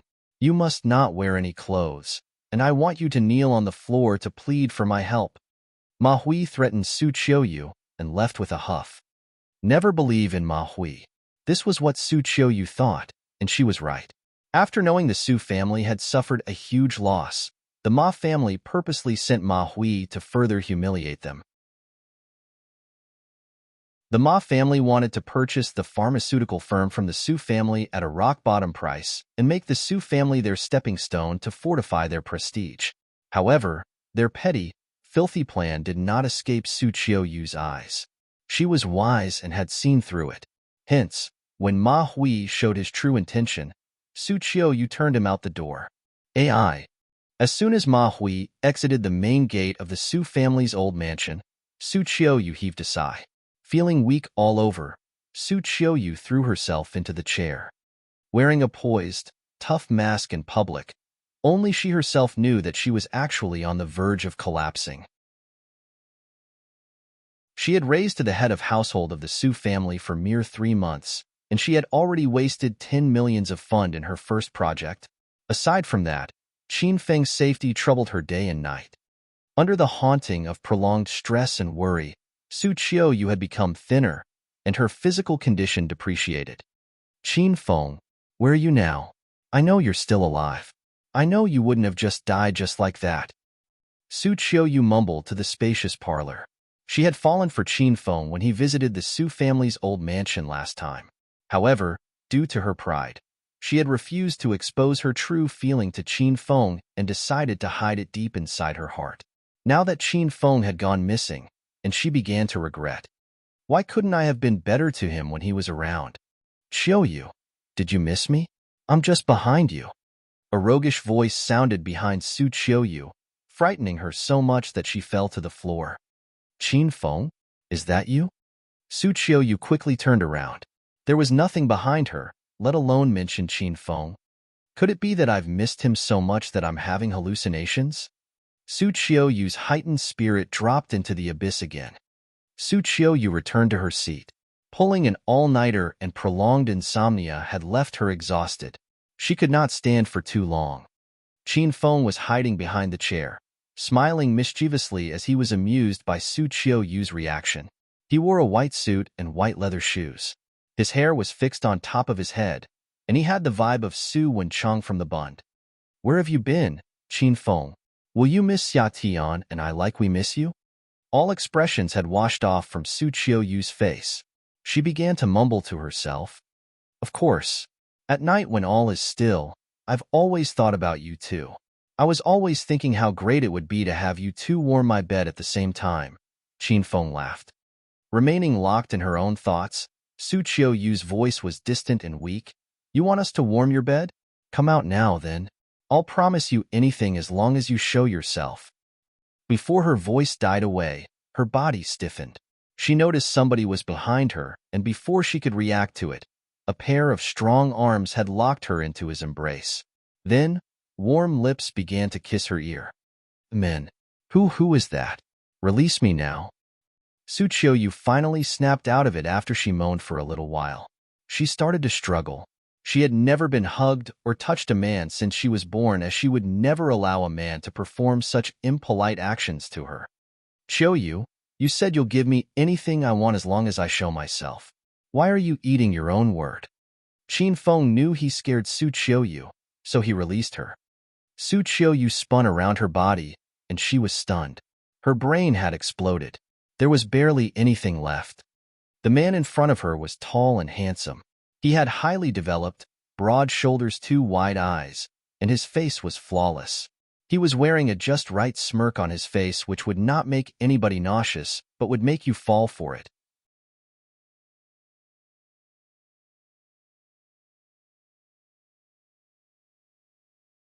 What should I do? Our charming and handsome Professor Qin Feng was fired. Woo, woo. I don't want to study at this stupid university anymore. I want to quit school. Haha, did you hear that, young Master Feng? That Qin Feng was fired. It's really a good news. The medical college has finally returned to young Master Feng. A few students were happy and a few were tearing up when they found out that Qin Feng was no longer teaching at Jindu University. Most of the students fidgeted around like a swarm of ants on a hot griddle. However, Feng Ming and his 3 minions were excited as if they were celebrating the new year. Xiao Lei ignored the fact that the lecture hall was in chaos and wore a satisfied smile on his face because he was overjoyed that Qin Feng was fired. The source of the news was solid. He got the news directly from the higher-ups of the university. Gao Hai, the vice-chancellor of the medical college, ordered Qin Feng's dismissal. That weasel was fired? Really? Hua Yin, who was sitting in the first row, was not happy with the news. Feeling part of her was missing. Her heart sank. Xiao Shi was sitting beside the window. The sun was sprinkled all over her clean and pure visage. Her brows were locked tightly, and she was seemingly disgruntled with the news as well. Wait a moment, guys. Maybe is this bad breath man lying to us? I'll ask my first uncle regarding the truth of the news. He is the director of the medical college, and he should know. Somebody stood up from the crowd students. After he finished his sentence, he pulled out his phone to make the call. Growing angry, Chalet pointed at the student and growled, "Hey kid, who are you calling bad-breathed man?" Unfortunately for him, the classroom was too noisy, so nobody could hear his voice. Big Sister Xin. Was Qin Feng fired by the school authorities? Hua Yin quickly sent a message to Chang Xin. Chang Xin replied to her very soon. Yes, he was fired. Chang Xin's message had only 4 words. Hua Yin read it again and again as a pent-up fire rose within her. Hua Yin hated Qin Feng, and by right, she should have been the happiest person when she heard that Qin Feng had been fired by the school authorities. However, when it really came to it, Hua Yin was not happy at all. As a rationalist, She dealt with things one at a time. Even though Qin Feng was a dissolute, sordid, lustful person who had not only a few but hundreds of millions of shortcomings, there was no doubt that he was a great teacher. A teacher who dared to make a new path and not be fettered by accepted theories. She indeed enjoyed and was looking forward to Qin Feng's Chinese medicine class. She felt that Qin Feng had shattered and overthrown the traditional and inflexible teaching method of Chinese medicine by combining practical and theory in his way of teaching. He was the kind of lecturer that needed by the students of the Medical College of Jindu University. So, how could they fire him? Why had they sacked him? Huayan was angry, so did Chang Xian. She was edgy the moment she knew that Qin Feng was fired. This was because Chang Xian knew the reason behind Qin Feng's dismissal. It was because of her. Slap. Chang Xian's expression turned serious as she walked out of her office. She went straight up to the third floor to the office of Vice-Chancellor Gao Hai. Bang! Chang Xian barged into his office without knocking on the door. Gao Hai was sitting on a couch. Several layers of gauze were wrapped around his head. Standing in front of him was Gao Tianyao, and it seemed to Chang Xian that they were discussing something secret.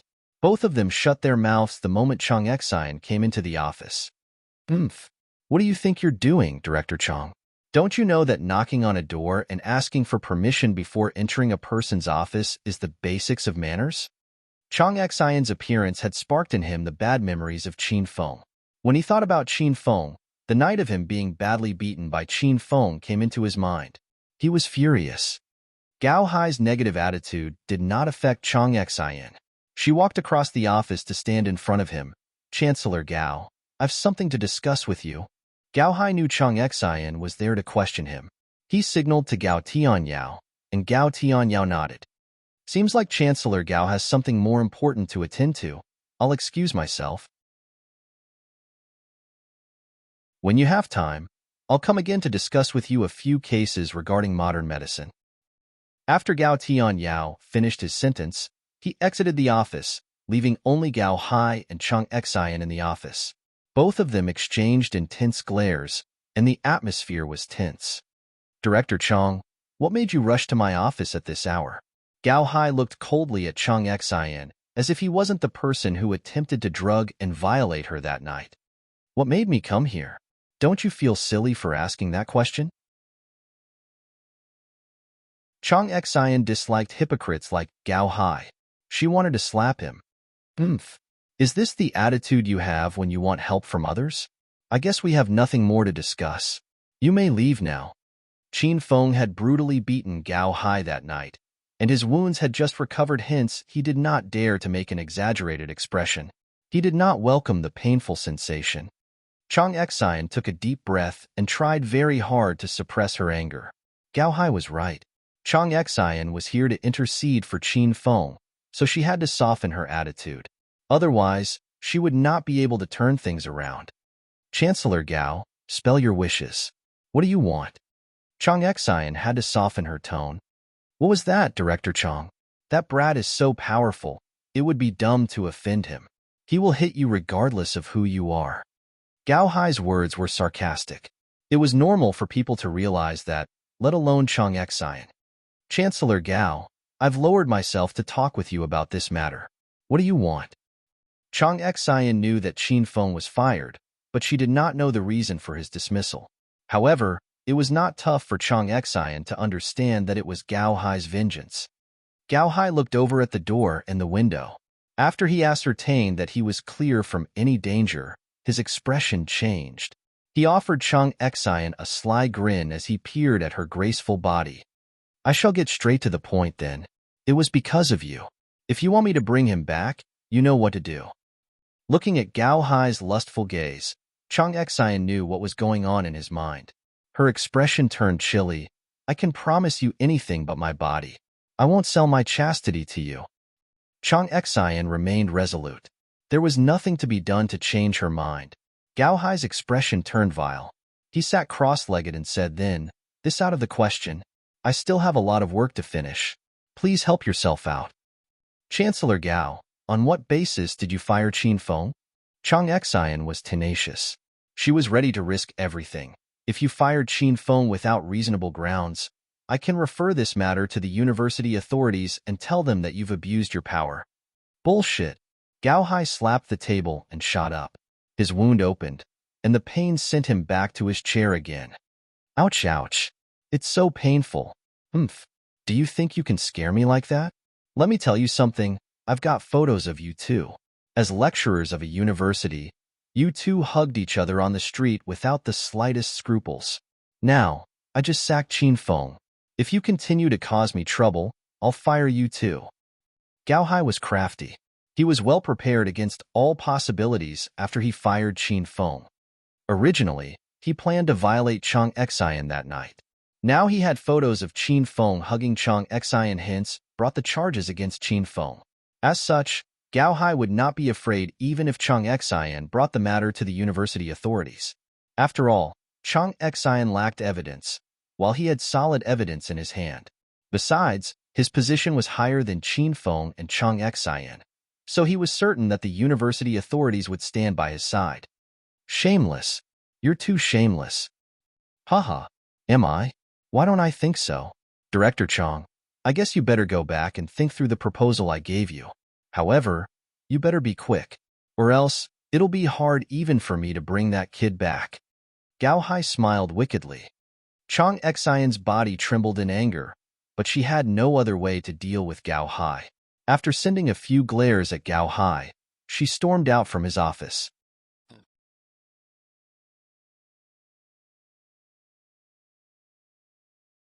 Chapter 465, Breaking Through with the Help of Blood Chi Pill. Chapter 465, Breaking Through with the Help of Blood Chi Pill. In the Su family's old mansion in Sky City, Su Qiuyu was zoned out in her white lace dress for at least a minute on the ground, staring fixedly at the man that had appeared in front of her sparkling eyes. After a good while, she threw herself into the man's arms. Qin Feng, is that you? Feeling immersed in her own world, she was not able to differentiate between reality and dream. Staring at Su Qiuyu's thin figure and pallid countenance, Qin Feng's heart ached faintly. He knew that Su Qiuyu must have gone through hell during his absence. Qiuyu, how is the Su family doing lately? Ma Hui was already gone when Qin Feng arrived. If Qin Feng had heard those threatening words from Ma Hui, he would have never allowed Ma Hui to walk out the door. Qin Feng locked Su Qiuyu tightly in his arms. The cuddle felt real, making Su Qiuyu ascertain that Qin Feng was really there. Not only had he survived, but he had become stronger. Yeah, everything was fine, Su Qiuyu whimpered. Her eyes were watery. As the #1 noble lady of Sky City, Su Qiuyu towered above the rest at the height of intellect, and she was as beautiful as a fairy. Nobody had ever seen her tears, nor her vulnerable side. If the men of Sky City were given a chance to see her soft side, they would explode. Was Elder Su and little sister Xia Tian fine? Qin Feng continued to ask. Yes, they are both fine, and they missed you a lot. It was, of course, a delight for them to meet again after such a long separation. Even a tough woman like Su Qiuyu would shed tears. Qin Feng's heart was filled with warmth as he realized his women had to have been worried sick about him. Otherwise, how could stone-hearted women like Lu Bingbing and Su Qiuyu become so vulnerable and weak? How have you been, Qin Feng? Where did you go? What happened? Her calmness slowly returned to her. She began to ask about Qin Feng's condition. Shaking his head, Qin Feng refrained from telling Su Qiuyu the whole story. It wasn't because he did not believe in her. He just did not want her to worry about him. Qiuyu, your body is in poor condition. This is the blood chi pill. Take it. Qin Feng waved his hand, and a red pill appeared.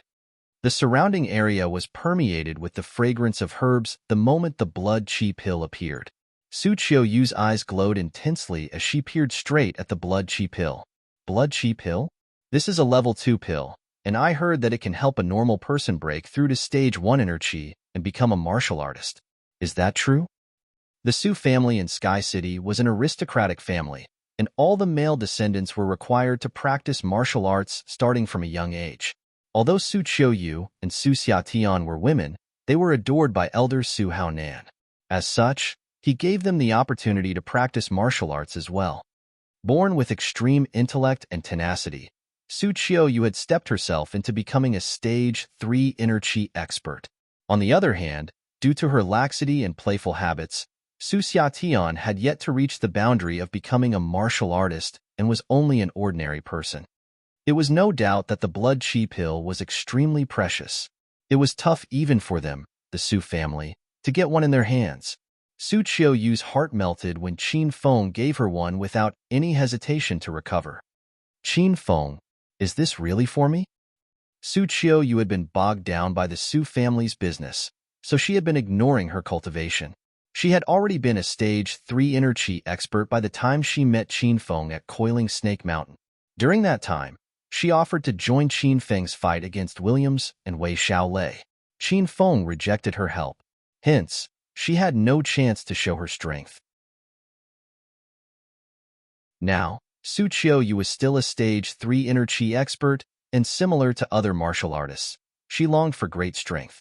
Stage 4 inner chi was a turning point, and whoever successfully broke into Stage 4 inner chi would attain strength beyond their imagination. As a martial artist herself, how was there any possibility that she did not wish to be stronger? Of course it is for you. Hurry up and eat it. I'll be at your side to guide you. You might be able to break through Stage 4 inner chi. Qin Feng gave Su Qiuyu a serious look, giving her an impression that he wasn't telling a joke. Still, Su Qiuyu could not accept it as her thoughts were derailed. The pill in Qin Feng's hand was a blood chi pill, an essential tool that hundreds of thousands of descendants of aristocratic families and mortals from the secular world would vie for. Some of them were willing to fight to their deaths, while some of them would spend their whole fortune just to get a single blood chi pill. However, Qin Feng gave it to her just like that, as if the blood chi pill was as cheap as a pack of spicy gluten sticks. Then, I'll take it? Su Qiuyu cautiously studied Qin Feng.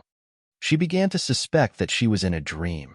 She was feared that once she ate the blood chi pill, she would snap out her dream.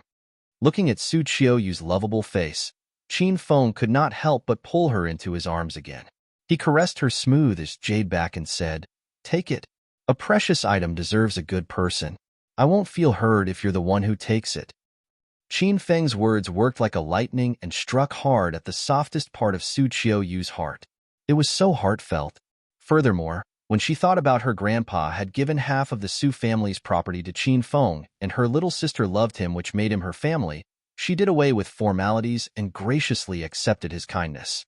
Su Qiuyu moved her hand, and a wisp of fragrance wafted around them and teased Qin Feng's nose. Then, the blood chi pill that was in Qin Feng's hand fell into Su Qiuyu's.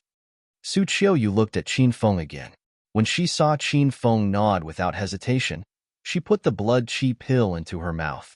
The blood chi pill melted in her mouth without chewing, and a rich and dense herb aroma spread through Su Qiuyu's mouth.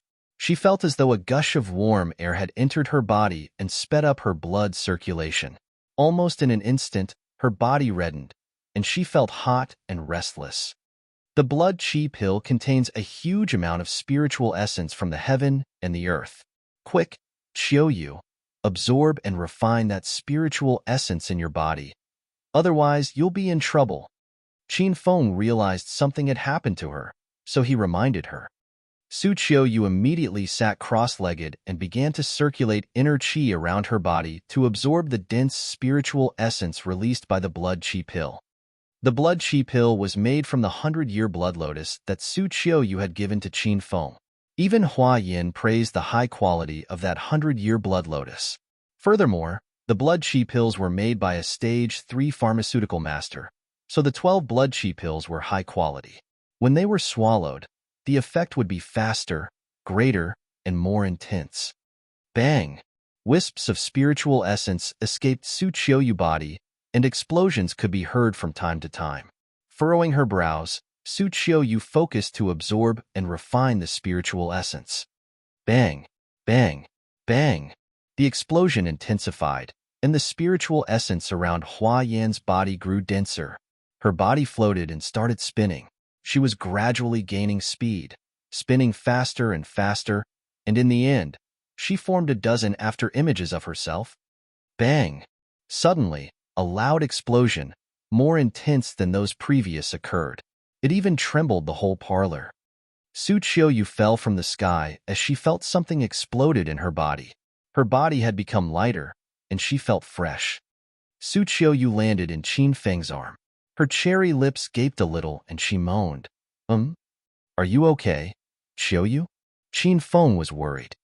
As a girl who had never fallen in love before, Su Qiuyu could not pull herself away from Qin Feng's excessive protectiveness. She said, I'm fine.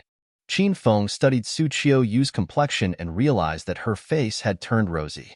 He felt her aura again. Her aura has become denser and purer. He then placed a sunny smile on his face. Congratulations, Qiuyu. You've successfully broken through to stage 4 inner qi. Only now did Su Qiuyu understand that the explosions in her body were because she had broken through. She was as happy as a lark as she looked coquettishly at Qin Feng. Thank you, Qin Feng. Without your blood qi pill, I wouldn't have been able to break through this soon. No vocabulary in this world could describe her current feeling. Jumping from stage 3 inner qi to stage 4 inner qi in a single night had robbed her of speech. Suddenly, before her excitement died away, her smile froze. She felt something strange going on in her body. A violent, restless airstream coursed through her body and caused her to feel aroused. Su Qiuyu moaned again. The strange feeling numbed her, giving her the impression that she had been electrocuted. Never had she experienced such reaction before, so Su Qiuyu was highly vulnerable to the sensation. Furthermore, the sensation came pouring down at her like fierce floods and savage beasts and breached through every line of her defense. Qin Feng, Su Qiuyu fell into Qin Feng's arms. She looked innocently at Qin Feng. What is happening, Qiuyu? Qin Feng could not withstand Su Qiuyu's puppy eyes. I want. Su Qiuyu's voice was alluring. She wrapped her arms around Qin Feng's neck and thrust her lips at Qin Feng's lips. She stunned Qin Feng. In Qin Feng's perspective, Su Qiuyu was always a gentle, elegant, and collected woman. Even if they had not seen each other for a long time, Qin Feng refused to believe that Su Qiuyu would suddenly turn so aggressive. However, he had to believe what seemed to be unbelievable. Su Qiuyu had started to tear open his shirt. This is not good, Qiuyu. I mean, we're in a parlor. Why don't we continue the rest in a room? Su Qiuyu ignored Qin Feng, leaning her body against Qin Feng's body and wriggled like a snake. Qin Feng, Qin Feng, Qin Feng. Su Qiuyu purred into Qin Feng's ear, calling his name again and again with her alluring voice. As a young man full of hot blood, Qin Feng found it hard to resist such temptation. Besides, he had not engaged with any woman in intimate activities in the past 3 months. Hence, he could not hold himself anymore and pounced on Su Qiuyu. Although Su Qiuyu was aggressive, this was her first time. Hence, she did not have many skills to please Qin Feng. Only under Qin Feng guidance would they soar up into the 7th heaven. After an hour, Qin Feng stopped his movements with Su Qiuyu lying powerlessly in his arms. When they were cuddling, a delicate silhouette appeared from the gate and jumped into the parlor.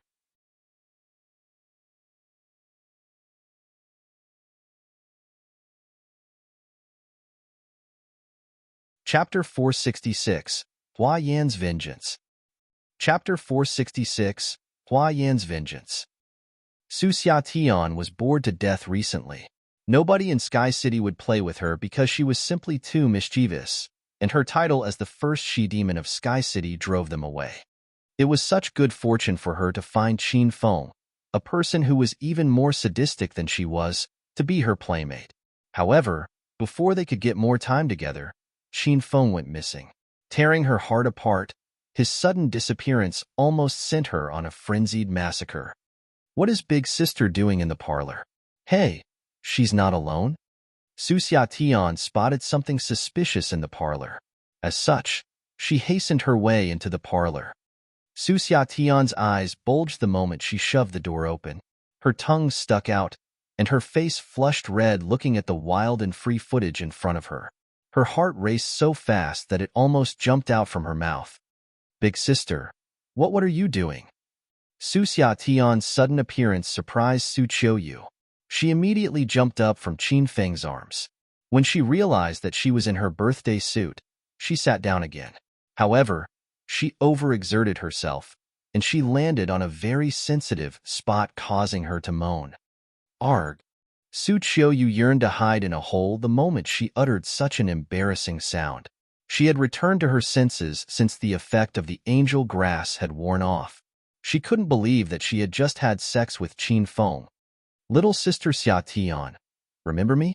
Qin Feng's sardonic laugh echoed. Su Xiaotian was stunned. She quickly ran to Qin Feng and yelled happily, "Ah, big brother Qin Feng, when did you arrive?" Su Xiaotian had not seen Qin Feng for the past 3 months, and she thought about him on her way home. Hence, when Qin Feng magically appeared in front of her, she was thrilled. She impatiently closed the gap between them and suddenly came to a stop. She could not see clearly because she was standing far away. However, as she went nearer, she realized that Qin Feng and her big sister were shamelessly cuddling together without any clothes on. What? What are you two doing here at this time? Su Xiaotian grumbled as she wasn't happy. Her grandpa had told her that Qin Feng would be hers. How could her big sister do such a shameless deed now? Do you want to join us, little sister Xiaotian? Qin Feng's smile broadened.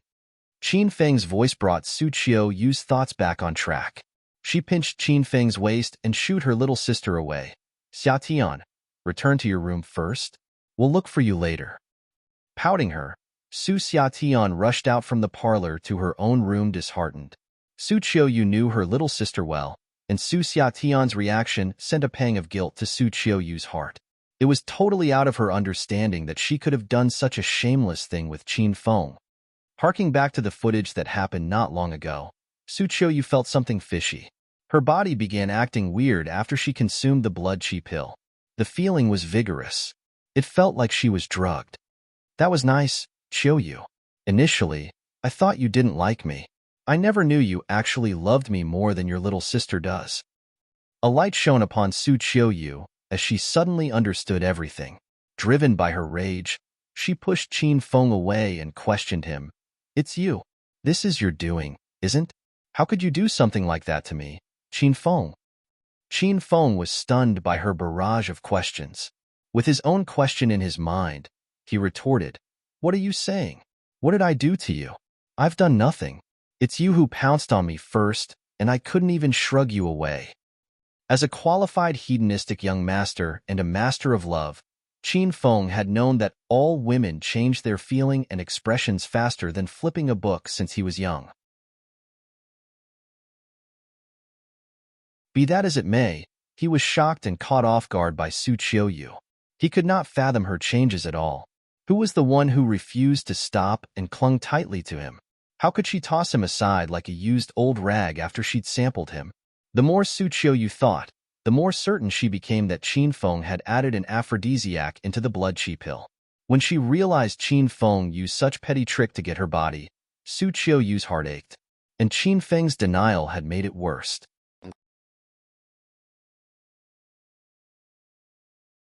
Why can't you just admit what you did? Can you swear to God that you did not add anything to the blood chi pill? Su Qiuyu's expression turned chilly as she glared furiously at Qin Feng. I can assure you that there was nothing wrong with my blood chi pill. If there was a problem, how could you have broken through to stage 4? Qin Feng was annoyed, and he felt offended. Although the blood chi pill had no effect on him, it was, however, a valuable grade 2 pill. By selling it on the black market, or at St. Medic, he could have easily made a mint or earned tons of mission points. Nevertheless, he did not do so and selflessly gave the pill to Su Qiuyu. Hence, when Su Qiuyu questioned his sincerity, he wasn't happy with it, and his blood boiled. Su Qiuyu's eyes rolled in their sockets as she started to think. She was a woman with exceptional intelligence and a great secret keeper. It was out of the question that there was something wrong with Qin Feng's blood chi pills. Anyway, she had viewed Qin Feng as her future husband, and since Qin Feng refused to admit it, she would not pursue the topic further for the goodness of their relationship. Turn around. I want to get dressed. Su Qiuyu rolled her eyes, huffing. Qin Feng did not know that it was Hua Yan's doing after all. He gave Su Qiuyu a roguish smile and extended his arms to touch her boobs. He said, "Don't be in such a hurry, Qiuyu. Let me enjoy your boobs for a few more seconds." "Fuck off. Turn around now." Su Qiuyu slapped Qin Feng's hand away and chided him, returned to her usual lordy manner. Qin Feng was disappointed. He even suspected that Su Qiuyu might be suffering from transient global amnesia. "I said, turn around. I'll gouge your eyes out if you refuse to do as what I say." Su Qiuyu pinched Qin Feng's waist again. It was very painful. Qin Feng quickly turned around and remained quiet and obedient like a little sheep. Very soon, a scuffing noise drifted into Qin Feng's ears as Su Qiuyu put on her clothing, turning him on. However, before he made any further moves, Su Qiuyu's fidgety demeanor came to mind. He could not do anything except get himself dressed as well. Both of them finished dressing almost at the same time. Su Qiuyu had regained her solemn yet elegant demeanor. Initially, she wanted to treat Qin Feng better since she had officially become his woman. She dropped the thought when she remembered Qin Feng got her body through means of fraud and drugging her with an aphrodisiac. Hence, Su Qiuyu decided to lightly punish him, or else she would not be able to contain him in the future. "If there is nothing else, I'll go look for little sister Xian." Qin Feng had just tasted Su Qiuyu, and now he was thinking about Su Xiatian. Su Qiuyu was pissed off. "Come over here. I've something important to discuss with you. We'll go find my little sister together after we finish our discussion." Both of them then went to Su Qiuyu's room. The moment Qin Feng opened the door, Su Qiuyu's fragrance stormed into his nostrils. After which, Su Qiuyu sat on her bed while Qin Feng sat next to the window. Su Qiuyu had a serious expression. "What happened, Qiuyu?" Qin Feng knew something severe had happened.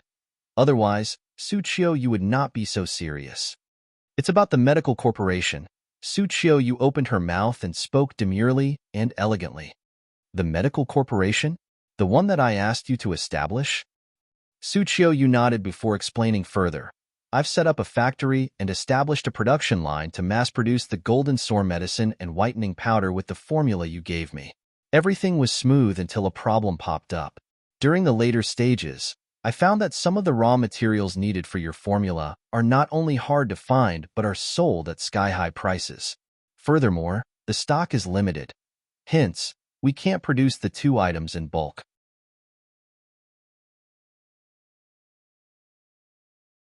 Also, the huge investment cost that will result in a ridiculously high retail price.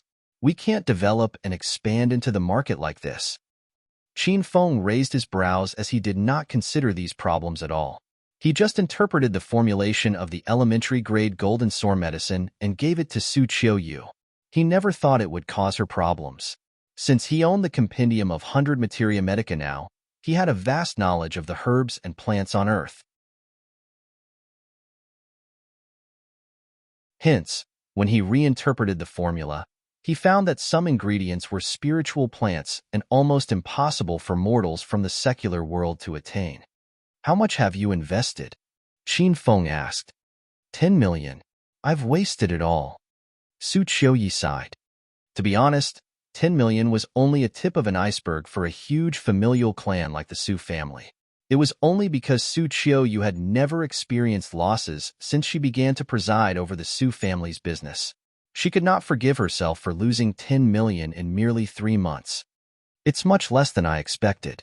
How about this? I make some alterations and change the 3 spiritual plants into normal herbs. We can mass produce then? Won't the effect be different?" Su Qiuyu asked out of her worry. "The effect will definitely be affected, but it's more than sufficient to defeat the 2 leading products of the Liang family." Qin Feng was confident in the hedonist sovereign system. He believed that the effect would be stones ahead from the products produced by an ordinary familial clan like the Liang family. "That sounds good. I'm relieved." Su Qiuyu nodded, but her brows still remained frowned. Qin Feng pulled her into his arms and asked her with a soft tone, "Anything else? Just fire it out. I'll do my best to help you." Su Qiuyu's body trembled, but she did not break free from Qin Feng's warm embrace. She drowned in the feeling of somebody having her back. After she hesitated for a short moment, she slowly opened her mouth. There is a familial clan in Sky City known as the Ma family. They make their fortune in the pharmaceutical industry and are the forefront and the largest familial clan of Sky City. Not long ago, the Ma family sent somebody to talk to me. They want to purchase our medical corporation, and if I refuse to sell to them, the Ma family will do everything they can to cast us out from the industry. Su Qiuyu briefed Qin Feng on the whole story from the moment Ma Hui first arrived at the Su family's old mansion until he left. Qin Feng was infuriated, especially about the threatening words Ma Hui left before leaving the house. He rose to his feet and stormed toward the door.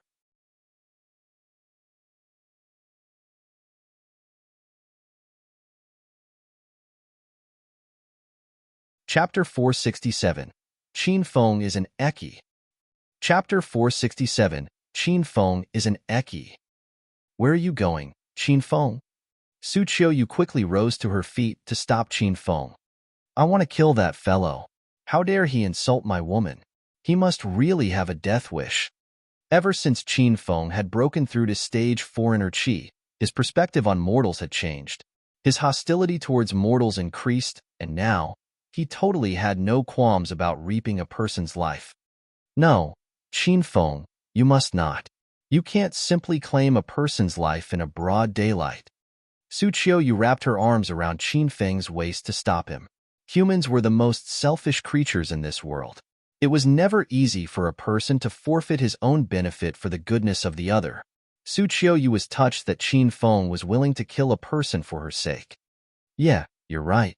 I should probably claim that fellow's life after the sun goes down, Qin Feng said as he returned to the bedside. Su Qiuyu's mouth tweed into a half-smile. She sat beside Qin Feng and did her best to persuade him not to act on impulse. However, Qin Feng did not react to her advisement and kept a slovenly expression on his face which drove her wild. Qin Feng, I'll say this first. If you don't listen to me and insist on doing whatever you want, fine then, go ahead. I won't let you touch me again next time. Qin Feng's unresponsiveness had ticked her off.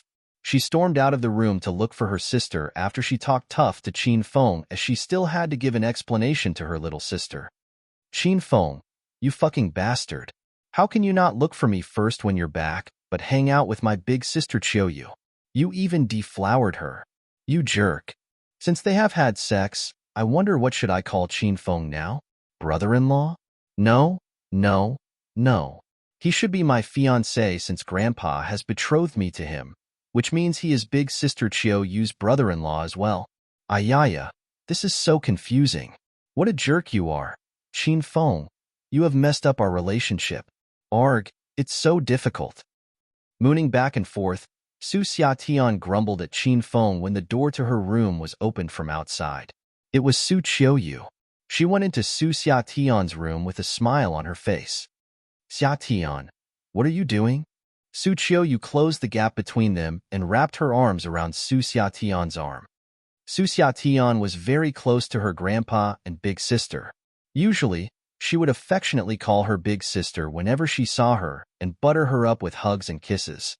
But now this little joy bird had her head lowered, sulking, and refused to talk to her big sister. Su Qiuyu felt a dull ache in her heart when she saw her little sister refusing to talk to her. She asked, Xiatian, are you angry with me? Of course not. You're my elder sister. It's a natural course for the elder sister to get all the good things first, said Su Xiatian as she made a moo. Please forgive me, Xiatian. I know exactly how you feel towards Qin Feng, and I know Grandpa has betrothed you to him. I'm very sorry for betraying you, sister, but what is done cannot be undone. What do you want me to do to atone for my sin? Say it, Xiatian. Even if you ask me to kill myself, I'll be very glad to do it. Su Qiuyu's eyes reddened. She was incensed that she had to clean up Qin Feng's mess. Upon hearing her elder sister's words, Su Xiatian's body trembled. Her large eyes glistened with tears, and she threw herself into Su Qiuyu's arms. Stop saying things like that, sister. I don't want you to die. If you like Qin Feng too, then go ahead and stay with him. I won't step in between you two. I'll now pack my stuff. I'll get out of the house and never come back again. As she spoke, she really went and packed her stuff. Su Qiuyu was stunned, and she laughed as she was tickled pink by her little sister's sincere and unsophisticated heart.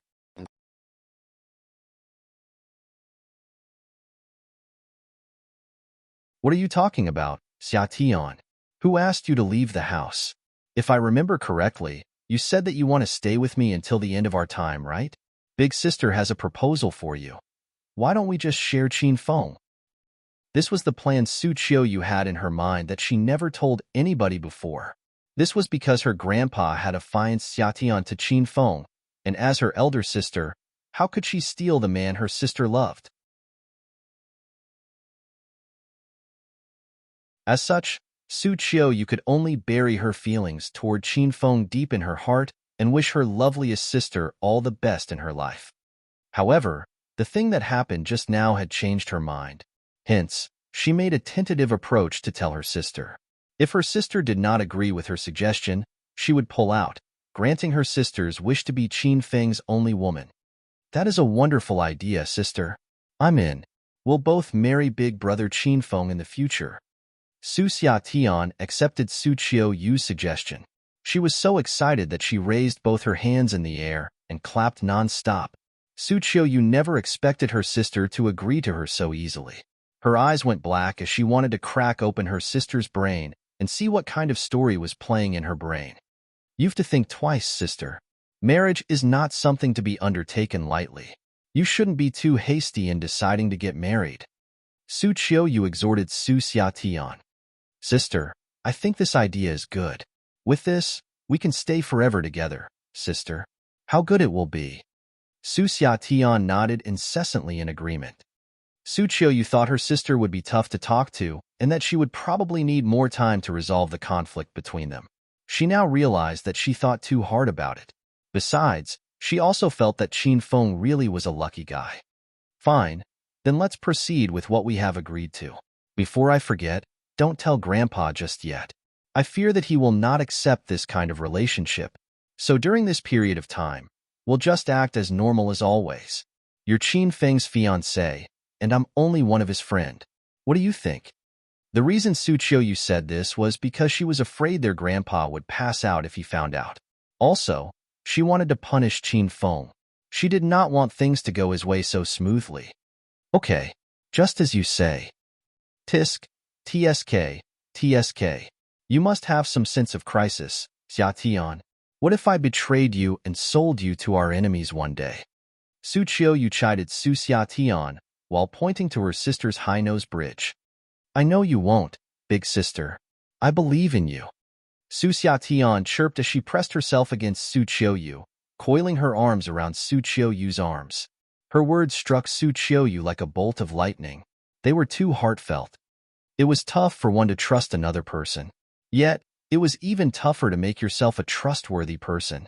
The two sisters went to Qin Feng hand in hand after they had reached a consensus. Since they'd cleared their conflict, the grudge against Qin Feng in Su Xiatian's heart was gone as well. As soon as they entered Su Qiuyu's room, she immediately pounced on Qin Feng and chirped like a happy bird beside him. Qiuyu, don't just stand there. Come have a seat here. Qin Feng wrapped his arm around Su Xiatian's neck and tickled her waist with his other arm while peering at Su Qiuyu. The twin was the carbon copy of each other. They looked exactly alike. If they had the same clothing, hairstyle, and position, Qin Feng felt not even he could differentiate who was who. Please call me Su Qiuyu. We're not that close after all, Su Qiuyu said as she cast an indifferent gaze at Qin Feng and maintained their distance by standing at the door. She had regained her usual cold demeanor, and the invisible barrier between them that had long gone had returned. Qin Feng was speechless. He realized that his women really knew the way to keep him hanging, be it Lu Bingbing or Su Qiuyu. Both of them were crazy and wild when they were having sex. However, once they were done, they returned to their usual demeanor, kicked him away, and maintained a fixed distance from him. Qin Feng felt their behavior was out of the line. Ding! Congratulations, host Qin Feng, for taking down the Su family's properties of Sky City. The system will reward host Qin Feng 10,000 hedonist points. Ding! New quest released from the Hedonist Sovereign system. Crush the Ma family of Sky City and purchase the medical corporation of the Ma family. Time limit, 3 months.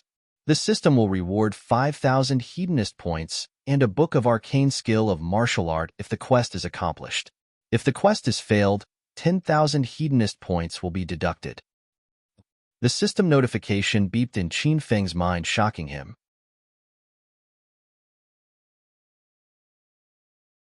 The purpose of his journey go around the Yun province was not merely limited to destroying the Sima family of Acropolis City. He also aimed to finish all the unfinished quests. Since the quest about the Su family was completed, this could only mean one thing. Su Qiuyu had fallen in love with him. Qin Feng laughed inwardly as Su Qiuyu's facade of calm and cold had totally laid bare in front of him. Master, you have 26,500 Hedonist points now, and you can pay back 20,000 Hedonist points that you owe the system. Little Pig notified Qin Feng. Only then did Qin Feng remember that he had borrowed from the system. He was obligated to clear the interest and principal of the loan in 1 month's time. Otherwise, the system would randomly pick a spiritual equipment in his possession as repayment. Since he had the ability to clear the debt now, it was natural for him to do so. Pay now, Qin Feng commanded, and the system beeped. Ding! Processing now. The total amount borrowed by host Qin Feng, 20,000 Hedonist points. The current interest rate is 1,000. 12 days have passed, and 240 Hedonist points worth of interest has been generated. Total payable amount, 20,240 Hedonist points. Congratulations, host Qin Feng, for clearing the loan. Host Qin Feng now has 6,260 Hedonist points. Qin Feng heaved a sigh of relief after he cleared the debt. Then, he looked over to the newly released quest and began to study it. The quest requested him to destroy the Ma family and purchase the medical company of the Ma family. TSK, TSK, TSK. This hedonist system really knows me well. This quest suits me the best. The Ma family had offended Su Qiuyu, so even without the quest, Qin Feng would go look for them anyway. Besides, not only the quest award him with 5,000 hedonist points, it would also give him a book of arcane skill of martial arts. Qin Feng was quite looking forwards to the arcane skill of martial arts. Aya, do we have a customer in our house? I was taking a nap, but Xia Tian's laughter has awakened me. Who came to visit us today? As Su Qiuyu and Su Xia Tian were chatting, the voice of Elder Su drifted from outside into Su Qiuyu's room. With a pair of bleary eyes, Su Haonan stumbled sleepily into Su Qiuyu's room. When he was inside the room, he was stunned, and his expression froze. He looked straight at Qin Feng, who was teasing with Su Xia Tian at the bedside. You're Qin Feng? Su Haonan shook his head as he thought he was dreaming. Haha, yes, he is big brother Qin Feng. Su Xia Tian was thrilled by her grandpa's drowsy look. Qin Feng, it's really you. Are you okay? Where have you been recently? I heard that the Qin family of Acropolis City has fallen. Who did that? Tell me. We, the Su family of Sky City, will do our best to support you. Su Haonan rubbed his eyes to make sure that he wasn't in a dream. After he confirmed that the Qin Feng in front of him was real, he quickly went forward and greeted him. This wise old man already treated Qin Feng like his own grandson. Qin Feng was moved. He replied, I'm fine, Elder Su. Don't worry about me. You just need to keep yourself healthy. We youngsters will settle the problem ourselves. Qin Feng helped Su Haonan to sit down. Quick, Qiuyu. Order the kin to prepare a meal for us. It has been a long time since we four sat down and had a meal together. Elder Su ordered Su Qiuyu. Su Qiuyu quickly went away to do his bidding with her face flushed red. Soon enough, a scrumptious meal had been prepared. Qin Feng, Su Qiuyu, Su Xiatian, and Elder Su made their way to the dining hall and sat around the large dining table. As they were moving their forks and spoons, Su Haonan suddenly looked at Su Qiuyu with his eyes glowing in excitement. Qiuyu, have you broken through? Su Haonan was only a stage 1 inner chi practitioner, but he noticed the huge changes in Su Qiuyu's aura. Earlier on, the appearance of Qin Feng had made him too excited. Hence, he did not realize it. He only discovered that his granddaughter had already broken through to stage 4 inner chi after he had calmed down. Yes, Grandpa. Thanks to Qin Feng's blood chi pill, I successfully broke through into stage 4, Su Qiuyu said truthfully. Su Haonan was stunned by the shocking news. He stared straight at Qin Feng with his bulging eyes and asked, Blood chi pill? You gave such a precious item to Qiuyu? Don't you need to keep it for yourself? It's just a blood chi pill, Elder. I would have forgotten if you didn't remind me. I have another 11 pills left. Come, each of you take one. By consuming the blood chi pill, it will assist a martial artist in breaking through and elongate an ordinary person's lifespan. Qin Feng waved his hand like performing magic, and 2 red pills appeared on his palm. Su Qiuyu was shocked. It was the least of her expectation that Qin Feng still had some blood chi pills in his possession, but she did not know he had 11 more. He just simply took 2 pills out for her grandpa and Xia Tian as if he was giving them flu medicine. After a long silence, Elder Su finally found his voice. He asked, Are these real or fake? Qin Feng's mouth quivered. He answered, Elder, of course, it's real. How could I cheat you with a fake one? You can ask Qiuyu if you don't trust me. She has took one just now. Of course, Su Qiuyu knew the blood chi pills in Qin Feng's palm were real. Before she opened her mouth, a thought suddenly flashed in her mind. His blood chi pills seemed iffy. She believed that he added an aphrodisiac into his ingredient. Hence, she hastily said to her grandpa, Grandpa, Qin Feng is just joking with you. Those blood chi pills are fake.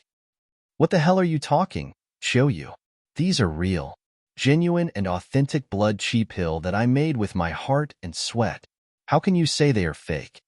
Qin Feng was startled by Su Qiuyu's remarks, and he almost fell from his chair. Su Qiuyu stared at Qin Feng and huffed. Those are not real blood chi pills. Do you think I don't know that the 2 pills on your palms are chocolate? While she was talking, she kept her eyes on Qin Feng to signal him that she knew the secret ingredients in his blood chi pill. However, Qin Feng failed to understand her signal. He retorted with a serious expression. What? Chocolates? Qiuyu, are you kidding me? Su Qiuyu almost vomited blood when Qin Feng insisted on giving the blood chi pills to her family. She could understand why Qin Feng had insisted on giving the blood chi pill to her sister, but why her grandpa?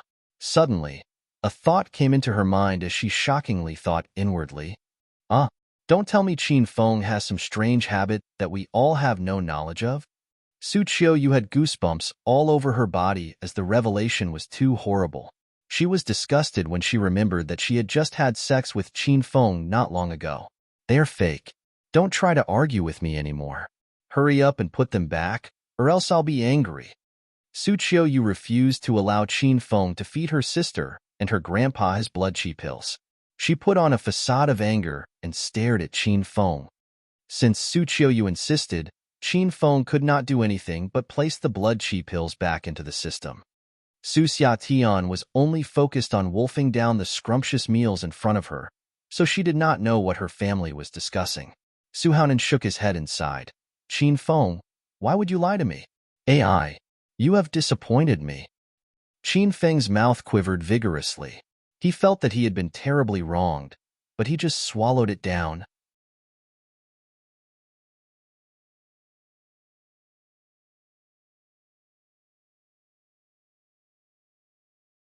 Chapter 468. Creating trouble for my enemies is what I love to do.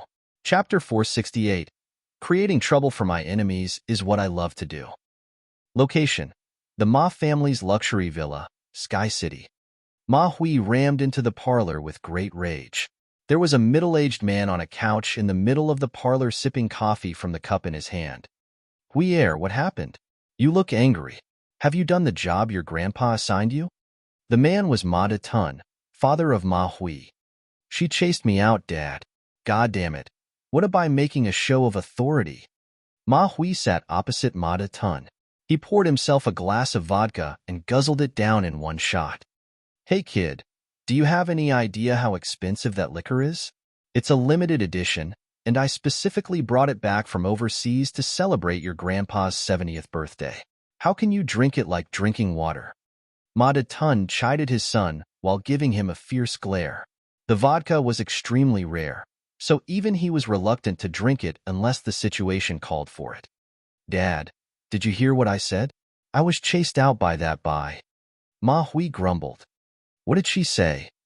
Growing angry, Ma Hui huffed. That bai is intelligent, no doubt. She saw through my intention without me saying much. She said she would never sell the medical corporation to us and would expand it no matter how much it cost her. Is she out of her mind? Why won't she just let it go? Humph. It serves her right for experiencing such huge losses. This was the first time Ma Hui went to negotiate on behalf of the Ma family. He wanted to make the best out of the trip and prove himself worthy to his family elders. It was never part of his plan that Su Qiu would give him the cold shoulder, much less slam the door on his offer. Ma Tun's face remained impassive as such result was within his expectations. He took a sip of the coffee and said slowly, "Let her be. It'll only be beneficial to us if the Su family throws more money into developing the medical corporation." Why is that, Dad? I don't understand. Ma Hui looked at his father with a puzzled expression. Think about it. Who owns the pharmaceutical industry in Sky City now? That's a rhetorical question, Dad. Of course, it has to be our Ma family. Ma Hui pounded on the table and rose to his feet. Startled by his son, Ma Tun almost choked on his coffee. He harumphed. Stop being so dramatic. Your grandpa and your uncles and aunties are not here, so nobody is going to enjoy your show. Ma Hui realized he had indeed exaggerated. He screwed his head in embarrassment and laughed. Hee hee. Isn't the Ma family choosing the junior patriarch? Apparently, I'm too adapted to the masquerade that I've to put up at every family meeting. I'm sorry, Dad. Ma Tun rolled his eyes and pulled their conversation back on track. Yes, you're right.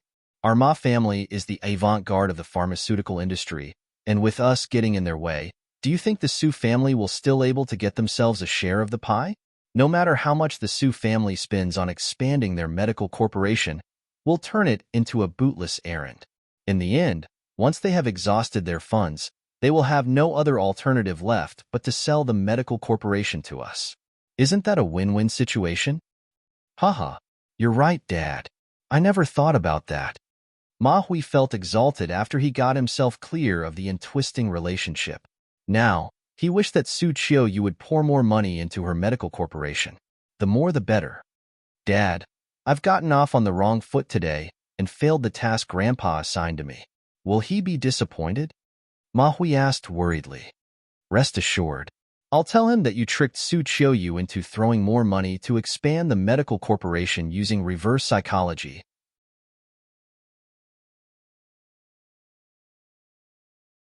We'll only make our move to purchase their corporation when the time is right so that we can get the most profit out of the trade.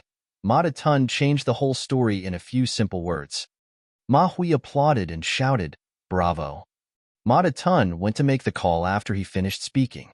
He returned after 5 minutes and said, "The elder told me to praise you for doing a good job. Since the plan has changed, he ordered us to return to the Ma family's ancient mansion at once for an emergency family meeting."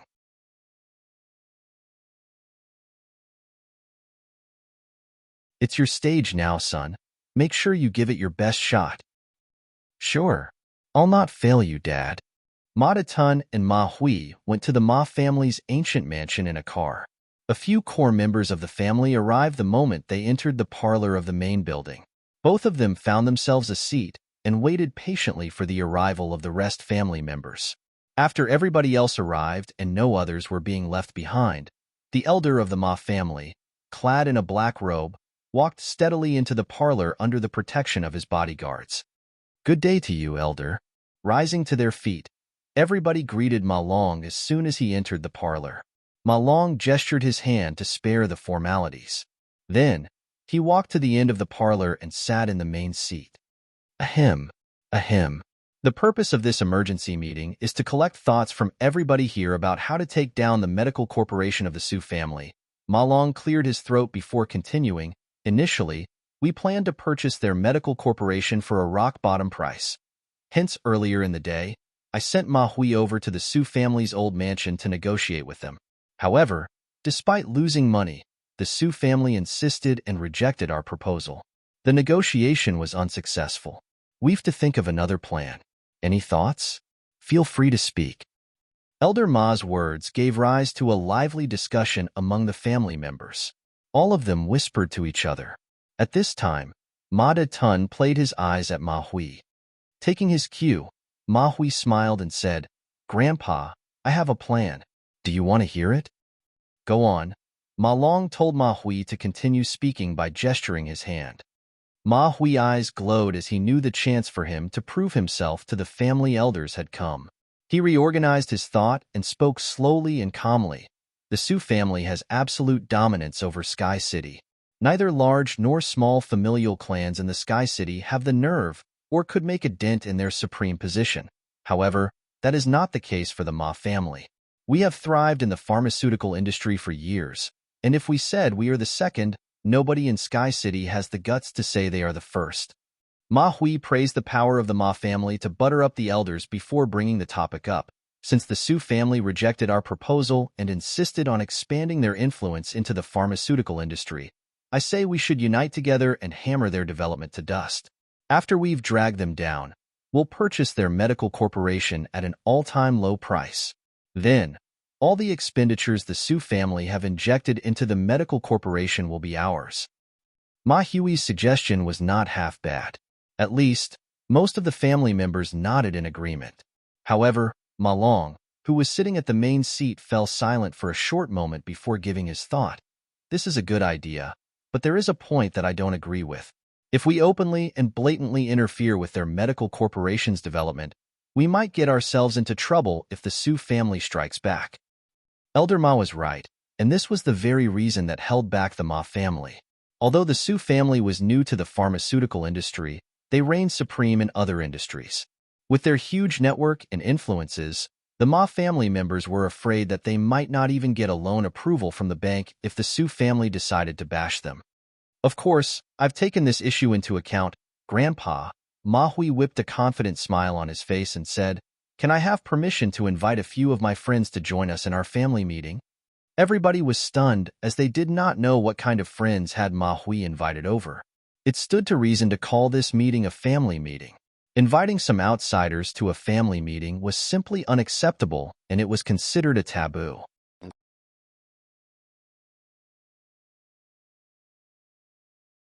Elder Ma hesitated for a moment before allowing Ma Hui to invite his friends to enter. "Let them in." Then, four handsome young men clad in fancy clothing entered the parlor, shocking the Ma family members. Location: the Su family's old mansion. Qin Feng was having a great time reunion with Su Qiuyu, Su Xiatian, and Elder Su. After he filled his stomach, he turned to Su Xiatian and said, "Xiatian, have you finished your meal? Let's go out and have some fun."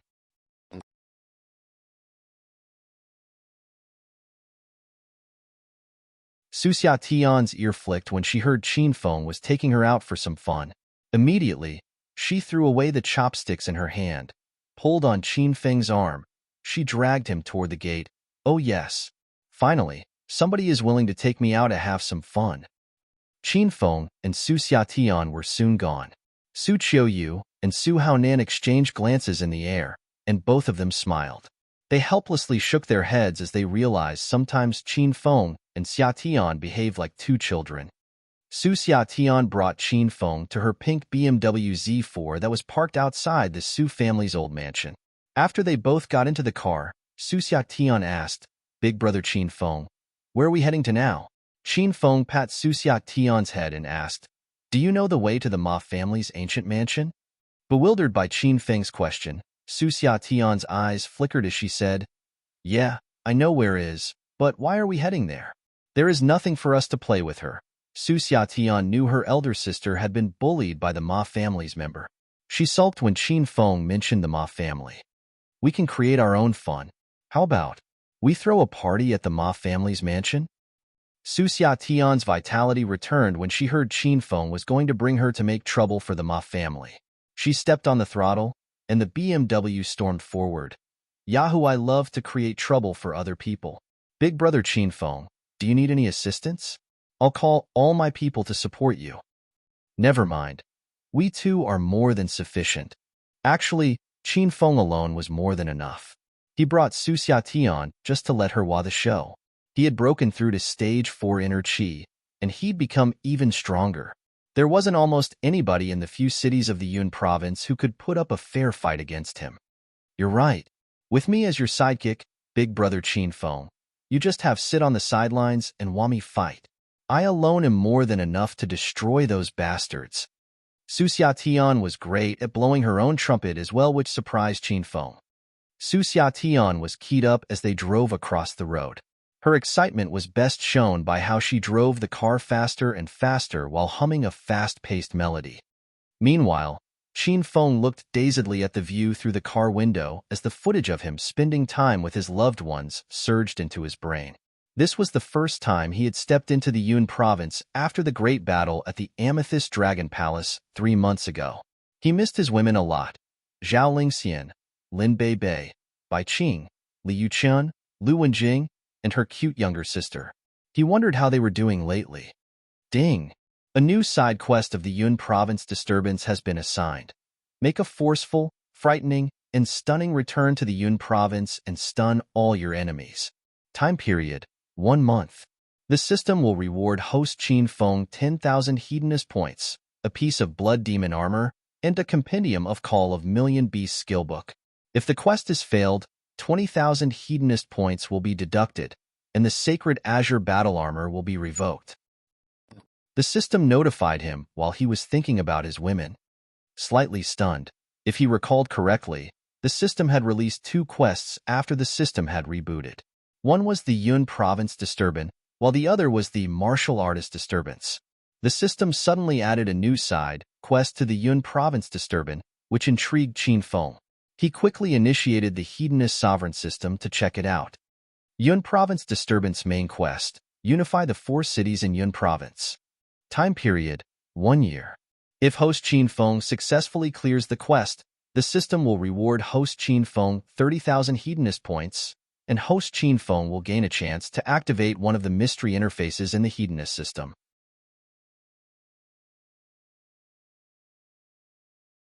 If the quest is failed, 60,000 hedonist points will be deducted, and host Qin Feng will not be allowed to set foot in the Yun province for the rest of his life. First side quest of Yun province disturbance: Destroy the Sima family of Acropolis City. The system will reward host Qin Feng 20,000 hedonist points and a random blue-grade spiritual equipment if the quest is cleared. If the quest is failed, 40,000 hedonist points will be deducted.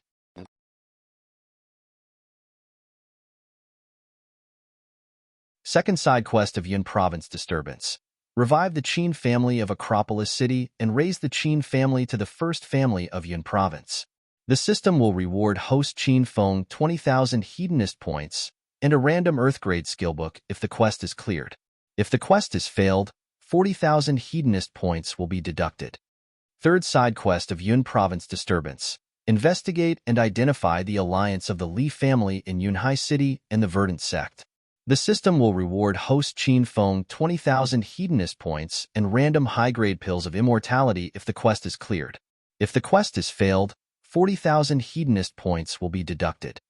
Fourth side quest of Yun province disturbance: Make a forceful, frightening, and stunning return to the Yun province and stun all your enemies. Time period: 1 month. The system will reward host Qin Feng 10,000 hedonist points, a piece of blood demon armor, and the compendium of Call of Million Beasts skillbook. If the quest is failed, 20,000 hedonist points will be deducted, and the sacred azure battle armor will be revoked.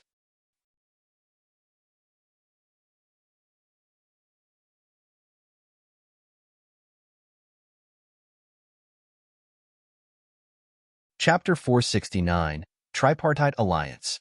Chapter 469: Tripartite Alliance. The chain quest, Yun Province Disturbance, had a total of 5 quests, 1 main quest and 4 side quests. After skimming through every quest, Qin Feng found out that one of the side quests happened to correspond with his purpose returning to the Yun Province by requiring him to destroy the Sima family of Acropolis City. Make a scene of my return? Ha, this will be interesting, said Qin Feng as he flashed a smirk. Originally, He wanted to make his debut with the identity of Green Wolf. It seemed to him that it was totally unnecessary now. 3 months ago, Qin Feng was forced to escape the Yun province after several familial clans of the Yun province worked in unison to beat him down. Sometime later after his escape, the unguarded Qin family of Acropolis City had fallen as well. Now, Qin Feng had returned. He wanted to make his return a huge one, and he wanted to strike fear into his enemies so they cowered in despair for turning against him and the Qin family of Acropolis City. The parlor of the Ma family's ancient home was a total mess. The arrival of the four young men was shocking enough to give rise to another lively and animated discussion in the parlor. The four talents of Sky City? Why are they doing here? Wow, they are the four talents of Sky City. Seems like that the father and son have done their homework to vie for the seat of the junior patriarch. They even got those four people on their side.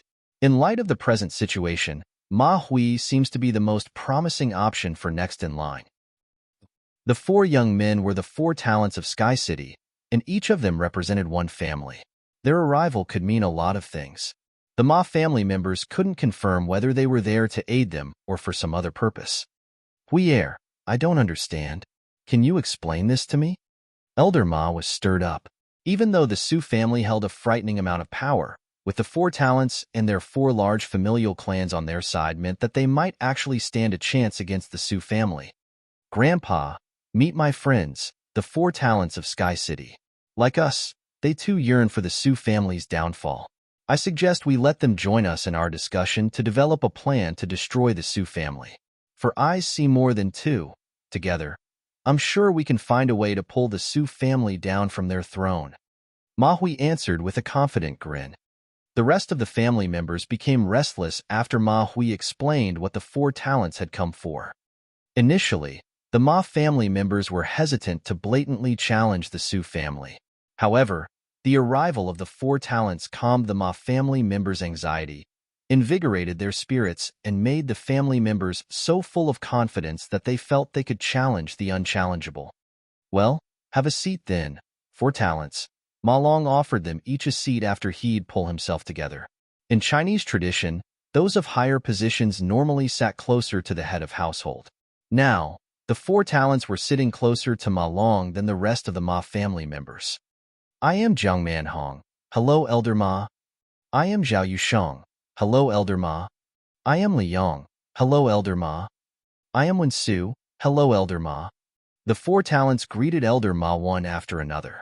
Feeling respected, Ma Long waved his hand and replied, "Spare me the formalities. I'm eager to know what the four talents have brought for us today." Ma Long was straightforward. He did not beat around the bush and went straight to the point. Due to his scholar status, Zhao Yusheng was the spokesperson of the group. Hence, he rose to his feet with a sunny smile and said, "Elder Ma, it stands to reason that we're here today. We four talents want to form an alliance with the Ma family to bring the Su family down.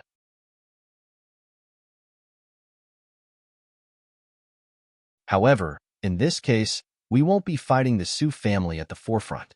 Instead, we'll support you from behind." Zhao Yusheng expressed their purpose and objective. The reason they wanted to form an alliance with the Ma family to challenge the Su family was because of a person, Qin Feng. When Qin Feng came to Sky City to quell the internal strife of the Su family 4 months ago, he'd attended the Four Talents fan meetings with Su Xiatian.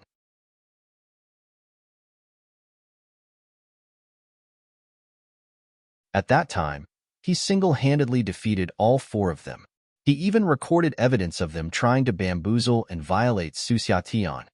The evidence had successfully kept them at bay and forced them to follow Su Qiuyu's every instruction. The four talents who used to stand above the masses had become a woman's minions. How could they swallow that humiliation? Then, they got wind of Qin Feng's disappearance and the Qin family in Acropolis City's fall into the abyss. They felt fortune had finally smiled upon them, and the audacious ambition that was hidden deep in their hearts was finally set free. They would not have a good night's sleep if the Su family continued to thrive. However, Qin Feng was still holding the evidence, and they did not know whether Qin Feng had passed the evidence to the Su family, so they could not wage a war openly with the Su family.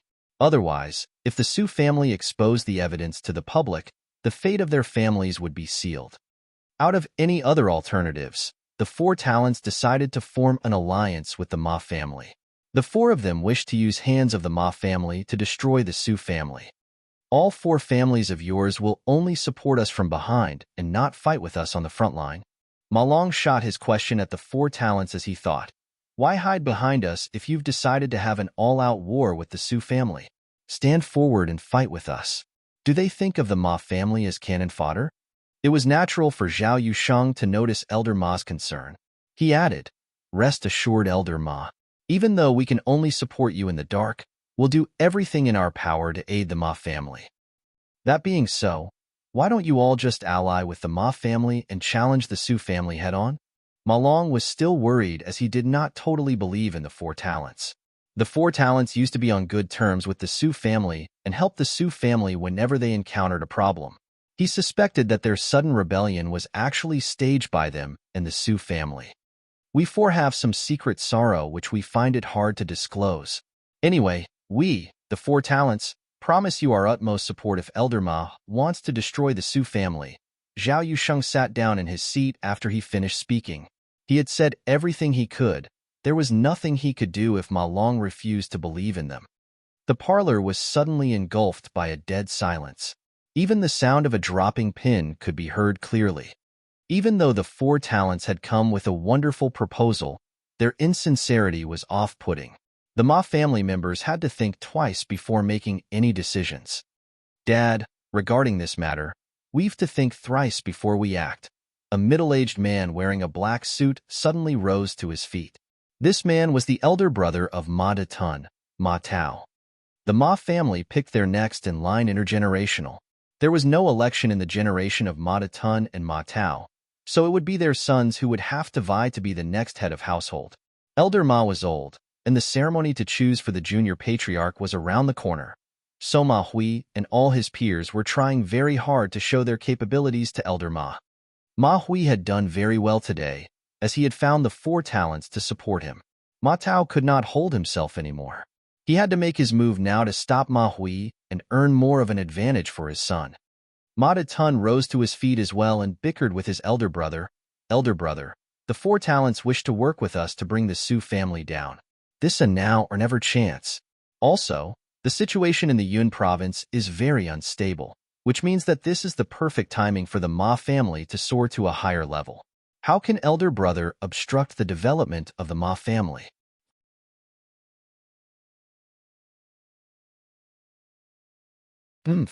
Now or never chance? Can't you see how many large familial clans have fallen in the past 3 months? Do you want the Ma family to follow in their footsteps as well? Ma Tao refused to back down. Opportunity always coexists with challenges. If we want to grasp the opportunity, we must first face some challenges. We have to change, or else we'll be discarded by time and annexed by other families, said Ma De Tun. I never said that the Ma family had to exclude itself from the rest of the world.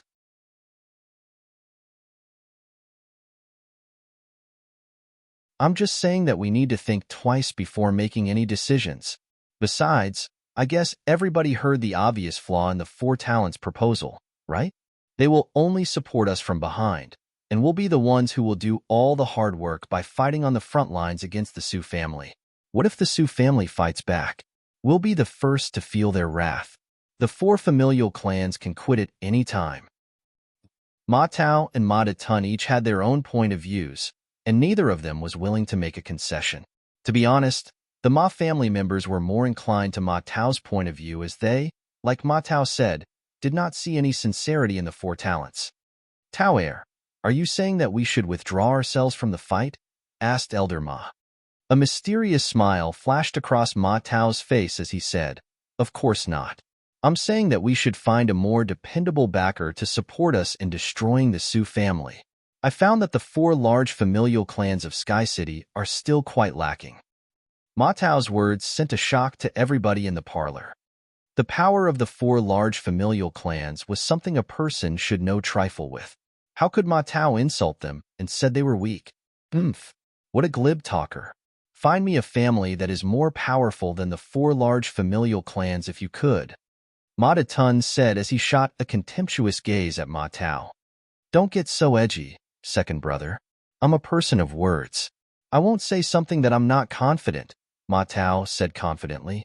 Tao Air, who is your backer? Where they come from? Asked Ma Long as his expression changed. Dad, they are very mysterious. They are one of the large doors of the martial world, and they said that they are willing to offer help to us, and of course, they will fight with us side by side. Unlike those cowards who would only hide behind us, it was obvious that Ma Tao had found a powerful backer. Otherwise, who would give him the nerve to insult Ma Tun and the people from the 4 large familial clans of Sky City? The Ma family members began to discuss among themselves again. All of them were guessing who Ma Tao's backer could be as they felt the story had become even more interesting. That being said, here is my counterproposal. I suggest we form a tripartite alliance so that we'll have higher odds of success, Ma Long said after he thought for a brief moment. It was due to his sagacity had the Ma family thrived for so many years. Ma Tao had found a mysterious door as his back, and Ma Tun had found the 4 large familial clans of Sky City as his back. Ma Long did not want to offend either force. Hence, he suggested that they form a tripartite alliance. With 3 forces joining together to crusade against the Su family, the Su family's fate was practically sealed. Elder Ma is right. We agree with this suggestion. The Ma family members all rose to their feet and agreed to Ma Long's suggestion. This was because Ma Long's decision seemed to be the most perfect. Ma Long smiled and waved his hand to silence the crowd. Then, he looked amicably at the 4 talents. What do you guys think? 4 talents? Does my suggestion sound good to you all? The objective of the 4 talents was to destroy the Su family.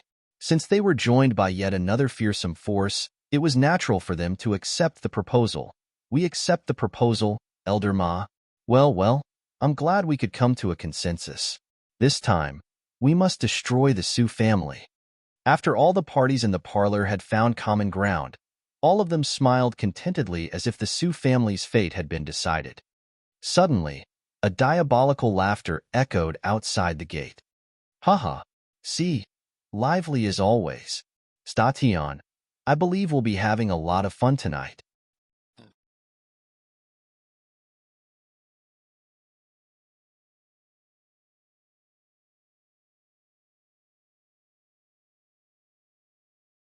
Chapter 470. The strongest class is beginning to take shape. Chapter 470. The strongest class is beginning to take shape. Location: Medical College of Jindu University. It had been 2 days since Qin Feng was fired. In the past 2 days, the lessons for Chinese medicine were cancelled and replaced by Xiao Lei's Western medicine practical sessions. Without Qin Feng, the students behaved like a bunch of drug addicts without their drugs. All of them became dispirited and discouraged. They bowed their heads in sorrow and slumped their shoulders in disappointment. On the podium, Xiao Lei gave his lecture enthusiastically. In contrast, the students lay listlessly on the table and paid him no attention to him at all. Do you think it's true that Professor Qin Feng was fired? It has been 2 days. Why is he still not back? There was static in the air, and all of them discussed Qin Feng. I think it's true. The university forum was completely flooded with the matter. Also, the university authorities made the dismissal of Professor Qin Feng public.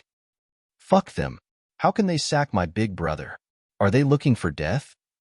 Lu Jie became more and more aggressive and more shameless after he became Qin Feng's minion. He pounded on the iron table and left a large crater in it. It sounded like an explosion or an earthquake, and it startled everyone. Xiao Lei, who was standing at the podium, went weak in the knees and fell to the ground. Who pounded on the table? Stand up now. Don't you want to graduate? Xiao Lei was embarrassed. Growing angry, he shot up and glared at the students. Lu Jie released all his inner qi and pounded on the iron table again. His strength was so strong that the iron table reached its limit and collapsed. It's me. What do you want? Huh? Why should I care about graduation since Professor Qin Feng is no longer teaching here? I don't want to continue my studies anymore. I quit. For 2 days, There was a ball of fire depressed in Lu Jia's heart. He was angry, he was resentful, and he could not contain his anger anymore. He exploded. As a descendant of an aristocratic family, what mattered the most was talent in cultivating martial arts, and how far could he go as a martial artist. Study and literature prowess wasn't something they emphasized. Hence, Lu Jia had no total qualms about giving up on his study. I'm quitting too. I was only here to learn Chinese medicine from Professor Qin Feng. Since he is gone, it's purposeless for me to stay here. Ma Chao rose to his feet and tipped the table in front of him with a kick. He looked menacing and fierce, startling Xiao Lei so much that he glued his back at the wall. I don't want to study anymore. I want to quit university now. Without Professor Qin Feng, we won't continue our lesson. More and more students stood up. After a minute, all 200 or so students had risen to their feet except Fang Ming and his 3 minions because they were pretty delighted with Qin Feng's expulsion. Hey, sit down. I said sit down. Can't you people understand human language? Fine, very well. You think you're smart? I'll report you all to the university authorities. Just you people wait here. Xiao Lei was so shocked by the student's aura that he couldn't help sweat. He crawled his way to the door and went away dejected. Xiao Lei's threat did little good for the students. They completely defied his intimidating remark. Lu Jia, can you reach Professor Qin Feng by phone? Ask him where is he now. Why did he leave us without giving us a message? Was he planning to take a French leave after flirting with all our fellow female friends? I've called him, but the line is always out of service. Lu Jia said helplessly.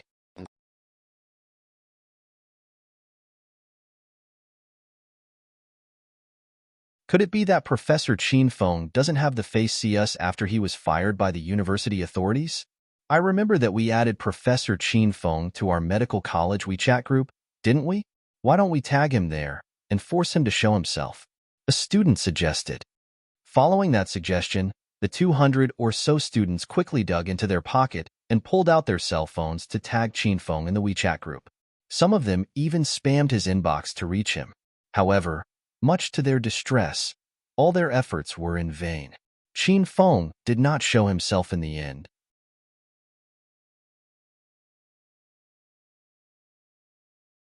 Professor Qin Feng refused to answer our calls. Is he ignoring us on purpose? Ma Chao's brows furrowed deeply. Quick, somebody sends a money packet to the group, Lu Jia suddenly shouted. Taking his cue, his peers began to throw money packets into the group. Within 5 seconds, they had given out hundreds of money packets. What the fuck, Lu Jia? These money packets are for baiting Professor Qin Feng. How can you take them all? Not you too, Ma Chao. Oh, my goodness. Even Goddess Hua Yin and Goddess Chao Shi are taking the money packets. Even beautiful Yin Wu Shuang also? Hundreds of money packets were soon gone within seconds. When they checked the record, they realized that Qin Feng hadn't taken even a single one, which pretty much answered their long-held question. Finding out that Qin Feng had disappeared acted the same way the wind intensifies the wildfires that run across the green plain. It amplified the pent-up fire in the students' heart and made them go into a frenzy. What a bunch of assholes. I'm going to ask for help from my dad. He is one of the deans of the medical college. I want him to bring Professor Qin Feng back to our university. Ma Chao went outside to make the call. I'm making a call to my dad and ask him to bring my fellow brethren to camp out at our university.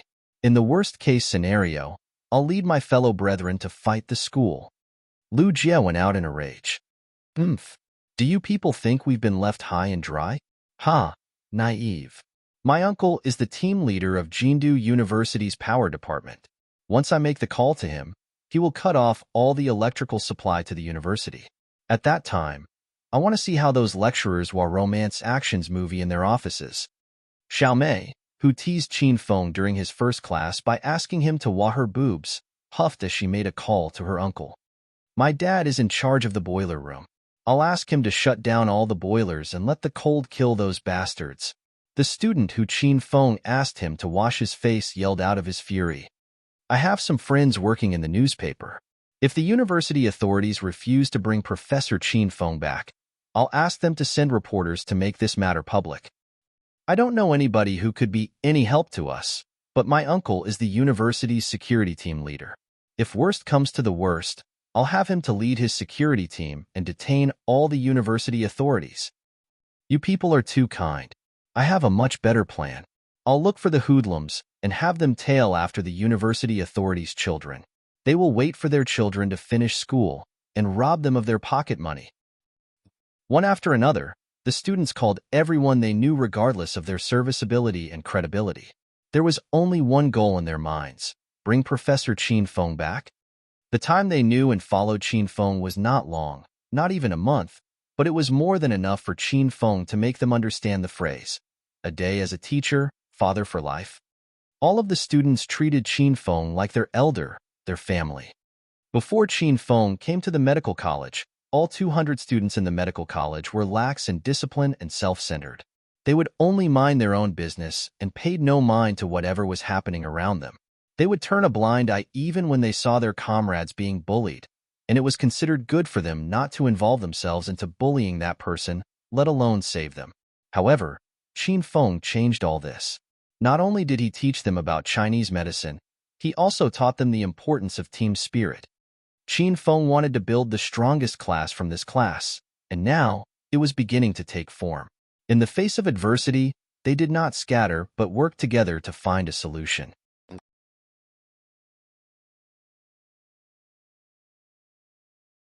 Starting with Gao Tianyao insulting Lu Jia until Qin Feng slapped him in front of everybody and told the rest of the students to stand up and fight back, the students of medical college had begun changing. Their changes might have been minute, but a little at a time had made a big difference. When they united as one, it became an inexhaustible power, and they could settle every problem thrown at them with this power. A class without a spirit to support it had no future. What would their class become in the absence of Qin Feng?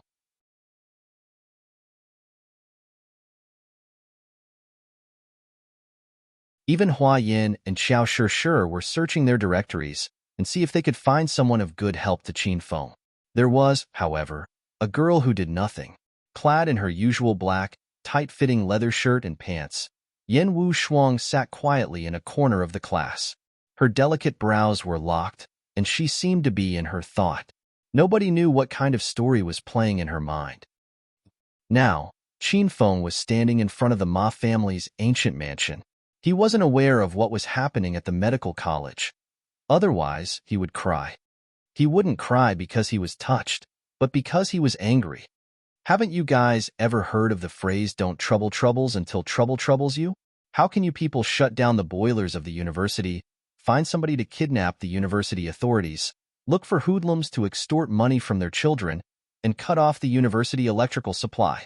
Why can't you sit down quietly and obediently while awaiting my return? The Ma family members were stunned as they focused their gaze on Qin Feng and Su Xiatian. They did not know who Qin Feng was, but they knew Su Xiatian. They felt their hearts tighten when they saw Su Xiatian. "Hey, isn't this little girl Xiatian? What made you come to our Ma family's ancient mansion tonight?" Ma Long had lived his life long enough that he was good at controlling his own emotions. He was only briefly dazed before he returned to his usual calm demeanor.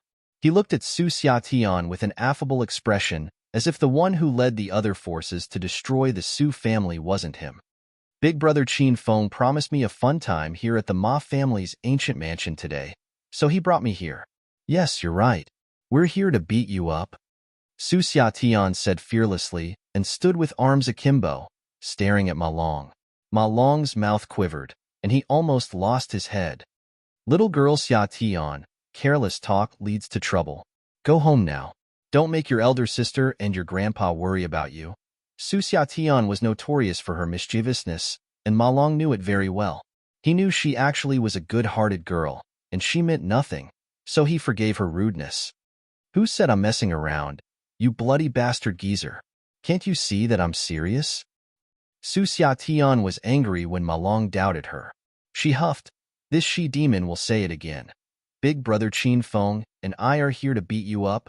Hearing this, the Ma family members were instantly on alert. This was because all of them could see that Su Xiatian did not seem to be joking. "Haha, just you two, and you want to beat us up? What a silly dream." Ma Hui suddenly laughed. With a contemptuous gaze, he yelled at Qin Feng and Su Xiatian, "Get lost now. Don't blame us if we hurt you too." Ma Hui's threatening words failed to make Qin Feng and Su Xiatian flinch.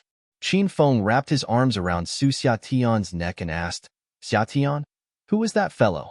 He looks so ugly, and he insults my eyes."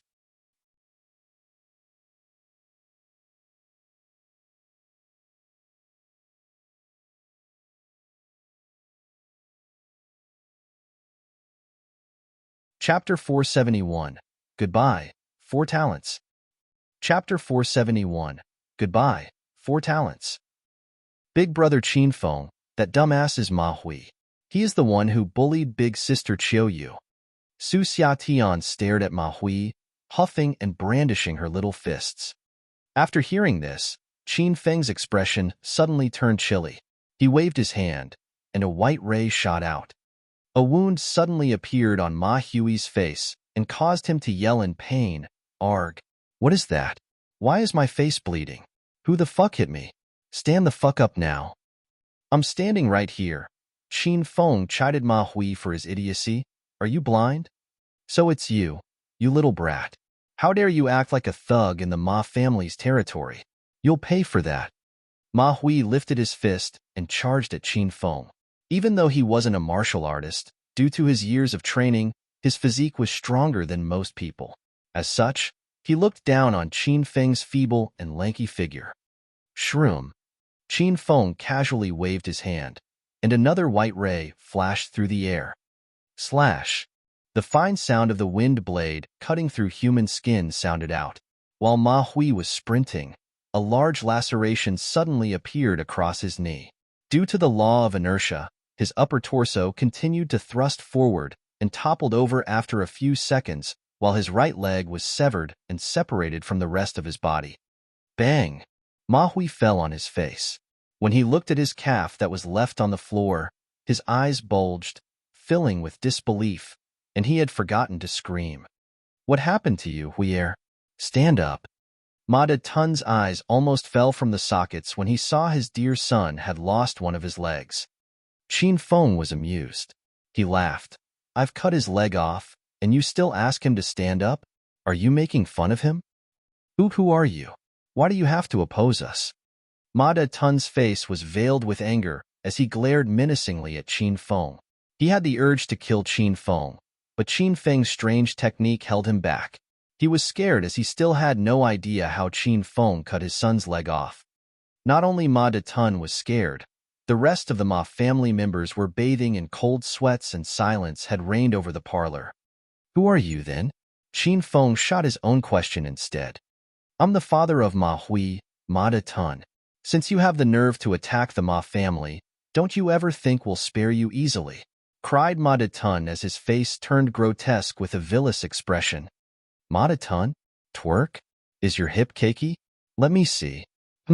Nah. Your butt is much smaller than Xiatian's. Or are you very good at twerking? Show me some dancing moves, then. If I'm pleased, I might let you off." As Qin Feng said, he kept kneading Su Xiatian's butt.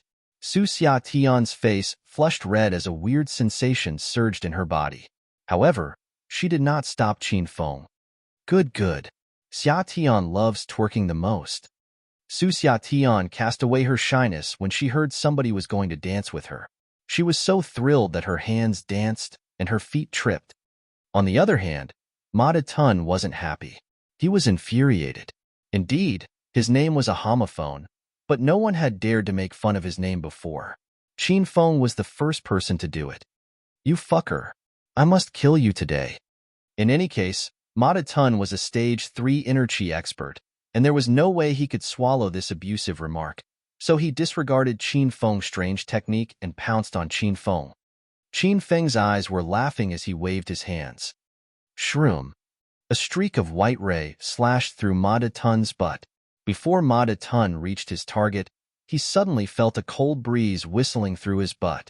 After he came to a stop, he realized that there was a large hole in the back of his pant, and his butt was exposed in the air. "Show me some twerking moves. If you've got the talent, I can send you to Thailand for a transsexual operation." Qin Feng chuckled.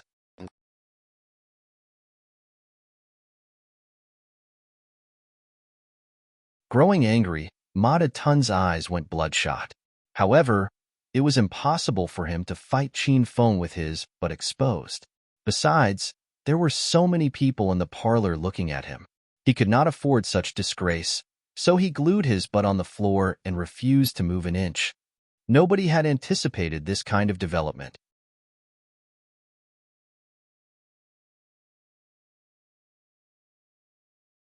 Even the cunning and sly elder Ma was so stunned that he could not utter a single syllable. "Brat, I don't know who are you or where you are from, nor do I care, but I warn you that better not involve yourself in the Su family's affairs.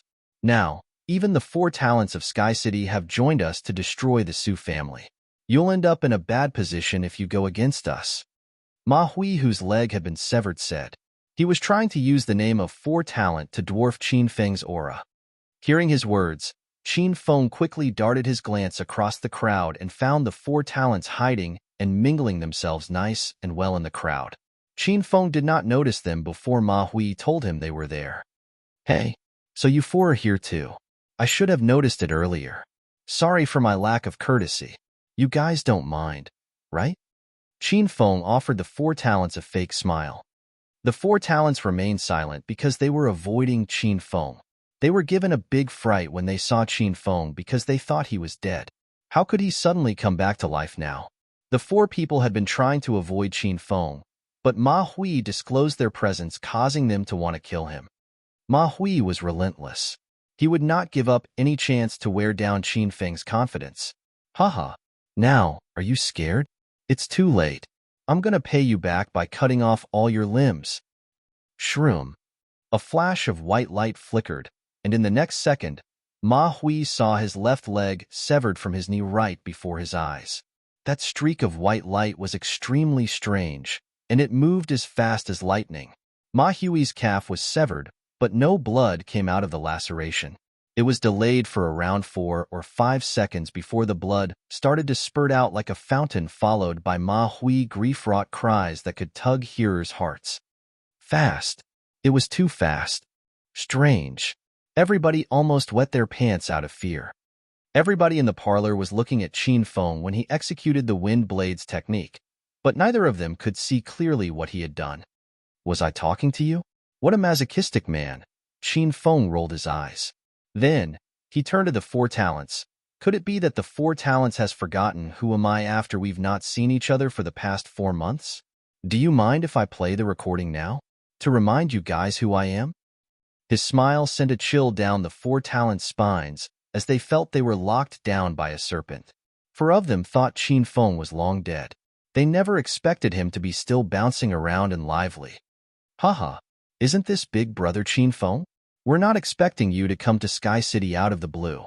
Please excuse us for not going out to meet you, Big Brother Qin Feng." Zhang Manhong was the first one to came to his senses. He quickly pulled on a smile and greeted Qin Feng. "Long time no see, Big Brother Qin Feng.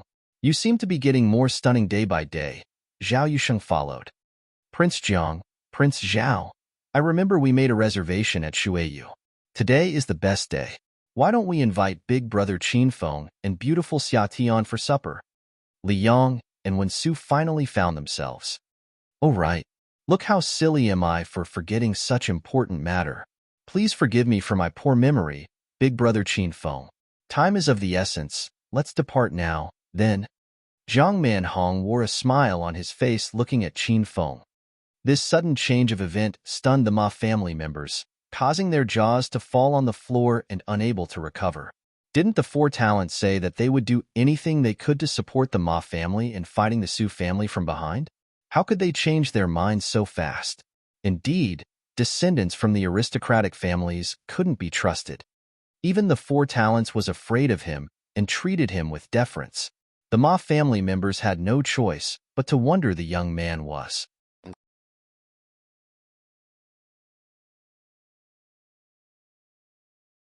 "Thank you for the invitation, but I'll pass. I've something more important to do." Qin Feng did not expose their disguise. It was impossible to know how many forces were waiting for their chance to make the Su family their stepping stone to rise to another level. Qin Feng could not always stay by the Su family's side and protect them. He had to leave the job to the Four Talents so that they could be a good help to Su Qiuyu when the time called for it.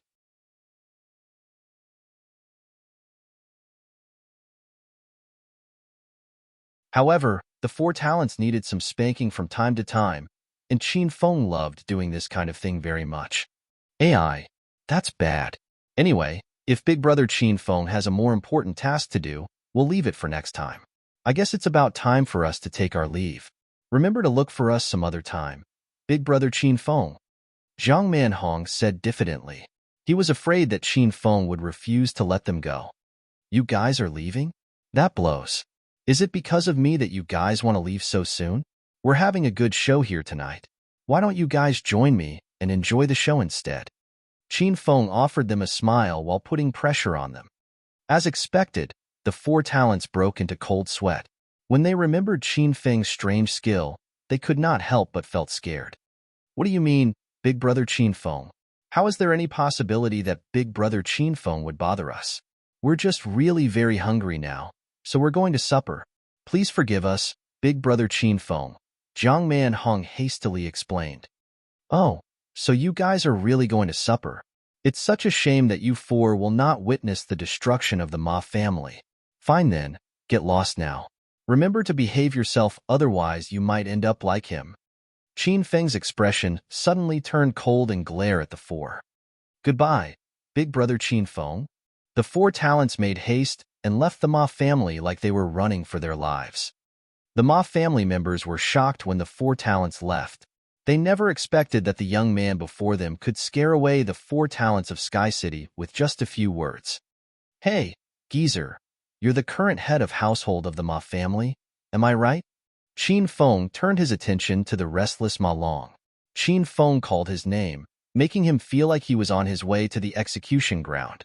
His body trembled in fear, and he did not know where to put his hands to ease his anxiety. Dad, don't worry. Have you forgotten what I said earlier? Ma Tao said before Elder Ma could say anything. He had made a pact with a door faction from the martial world.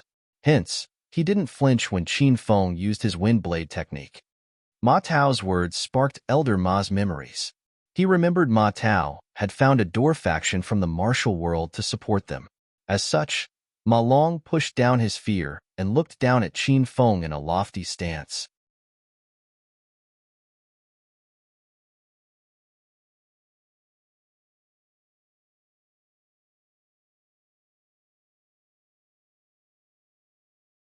Chapter 472. I want to purchase the Ma Family's corporation. Chapter 472. I want to purchase the Ma Family's corporation. Ahem. Ahem. Kid, there has never been any bad blood between us. However, you came to our place tonight, created some trouble for us, and gravely injured Ma Hui. What do you think we should do to you now? Ma Long said after he cleared his throat, staring viciously at Qin Feng. What do you want? Qin Feng asked casually. We are living in a society governed by the rule of laws. In this case, you leave me no other choice but to settle this through the legal procedures. I'll hand you over to the police, and you'll get the punishment you deserve, Ma Long said resolutely. Bullshit. I'll demolish all of you if any of you dare to lay a single finger on my big brother Qin Feng. Su Xiatian was against the suggestion. She clung tightly to Qin Feng's arms and huffed angrily at Ma Long. Qin Feng then proceeded to calm her down by patting her head. Then, he looked at Ma Long. I don't like your proposal. Well, seems like you left me no choice. I've to carve out an escape with your blood, I suppose. Qin Feng made the daring remark as if killing a person was like killing an ant to him. He raised his hand in the air, and the people in the parlor quickly formed a submissive stance. Don't kill me. Big brother, please spare my life. Due to their previous experience with Qin Feng's strange skill, all of them instinctively took a defensive stance the moment Qin Feng raised his hand into the air. Dumbfounded by their actions, Qin Feng then asked them, Why do you guys kneel on the floor? I just want to scrub my back. He then turned over to Su Xiatian. Xiatian, can you help me please? Hearing this, everybody was relieved. They were almost scared to death by Qin Feng's actions. At the same time, Qin Feng guided Su Xiatian to screw his back. After a brief moment, Su Xiatian punched Qin Feng's back twice and huffed. "Weren't you asking me to screw your back? Why am I screwing your butt now instead? You're too shameless, big brother Qin Feng." The Ma family members were left speechless when Qin Feng left them hanging and proceeded to flirt with Su Xiatian. And now, somebody was missing from the parlor. It was Ma Tao. He had slipped away and gone out to ask for some help from the martial art faction, hoping they would send somebody to deal with Qin Feng. Of course, Qin Feng knew Ma Tao had disappeared from the parlor. He just pretended that he did not know. "Tower has gone to get some help. I must stall him until Tower get back," Ma Long thought. As such, he offered Qin Feng a nice and affable expression and said, "Hee, we have not had any bad blood between us, young lad. We can look for an alternative solution if you're not pleased with the one I proposed. I'm here to get justice for the Su family. Say it. What's your thought?" The reason Qin Feng made a scene of himself was to squelch the Ma family members. He had achieved his objective now as the Ma family members looked at him like looking at a death god. Hence, he began to negotiate with Ma Long. Tentatively, Ma Long asked, "Is young master interested in taking over a medical corporation?" "Yes, of course, I'm interested. Name your price." Qin Feng readily responded to Ma Long's suggestion. Ma Long never expected that Qin Feng would so promptly accept his bargain. This was because Su Qiuyu had cast Ma Hui out from the Su family mansion this morning when he went to propose the same bargain to her. This Qin Feng said that he came to the Ma family's ancient mansion this late night was to get justice for the Su family, but he accepted my bargain without the slightest scruples. Either he was nuts, or he was just simply had nothing else to do with his life. "Young master, are you sure you have the power to make such a decision for the Su family?" Ma Long reconfirmed again with Qin Feng.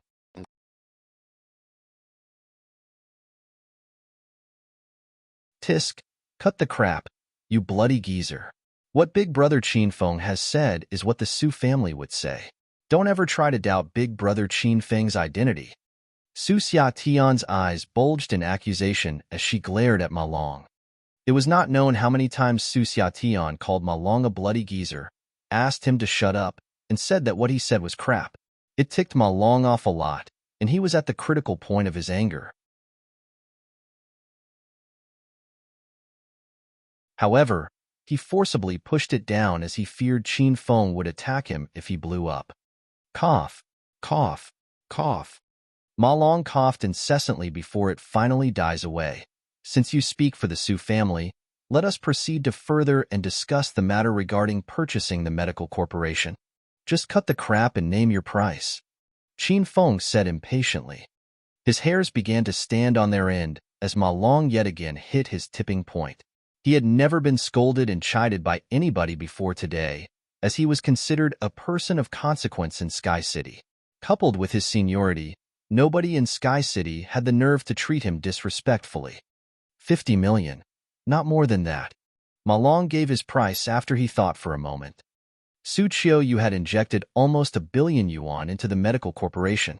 Su Xiatian was unsatisfied when Ma Long planned to buy her house's medical corporation for merely 50 million yuan.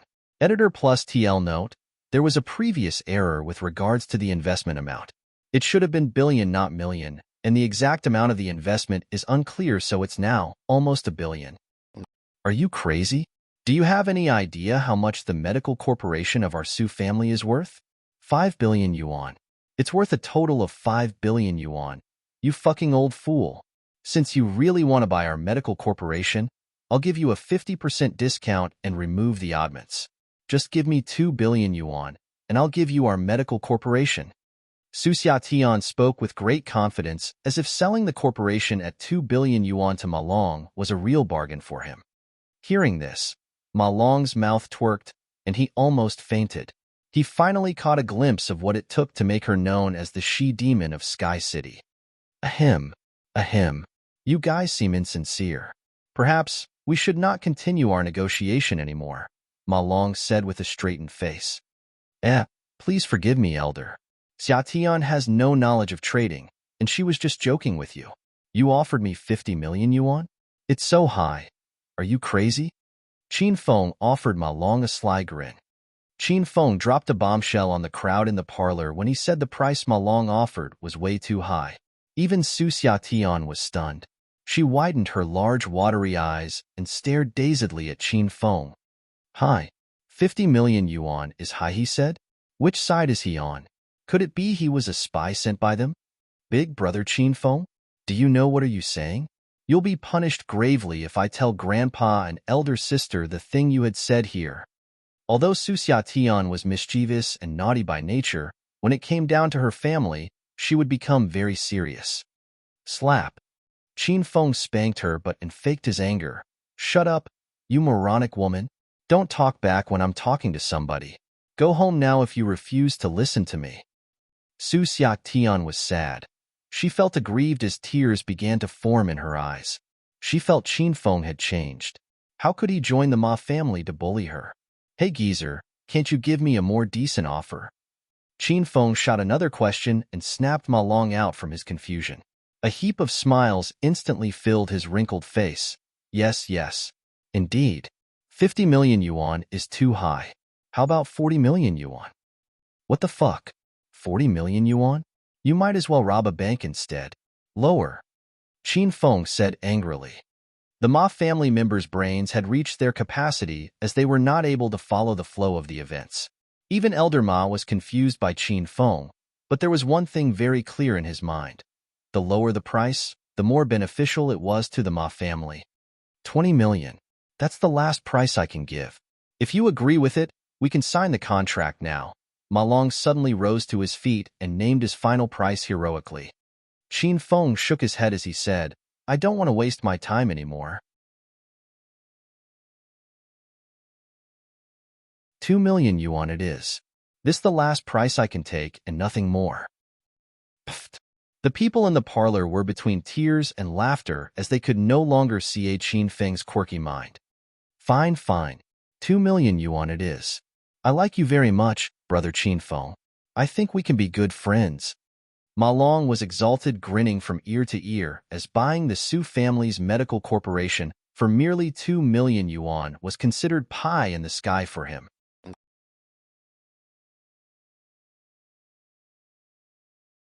Let's sign the contract now, then. Qin Feng seemed to be more impatient than Ma Long, huffing with anger. Su Xiatian stared viciously at Qin Feng from the sideline, as if she would pounce on him at any time. Let's sign the contract now. Hey you, go and prepare 2 million yuan in cash now. Ma Long thought it would be better if they could sign the contract now to nip any arising problems in the bud. Geezer, why did you ask your man to prepare the money? Qin Feng held a puzzled face. Huh, you don't want cash? Oh, I get what you mean. You want direct bank transfer or a check? Choose either one, Ma Long said while offering a grin to Qin Feng. Why do you want to transfer money to me? I should pay you the money since I'm the one who is buying your Ma family medical corporation. Qin Feng played every expression to perfection. Even he himself was amazed at how great his acting skills were. Gasp! Once again, the Ma family members were dumbfounded. The speed of the event's change was too fast for them to grasp a hold of the current situation. Since when had it become that Qin Feng was buying the Ma family medical corporation? The Ma family members felt they had to calm down first and run the whole story through their head again.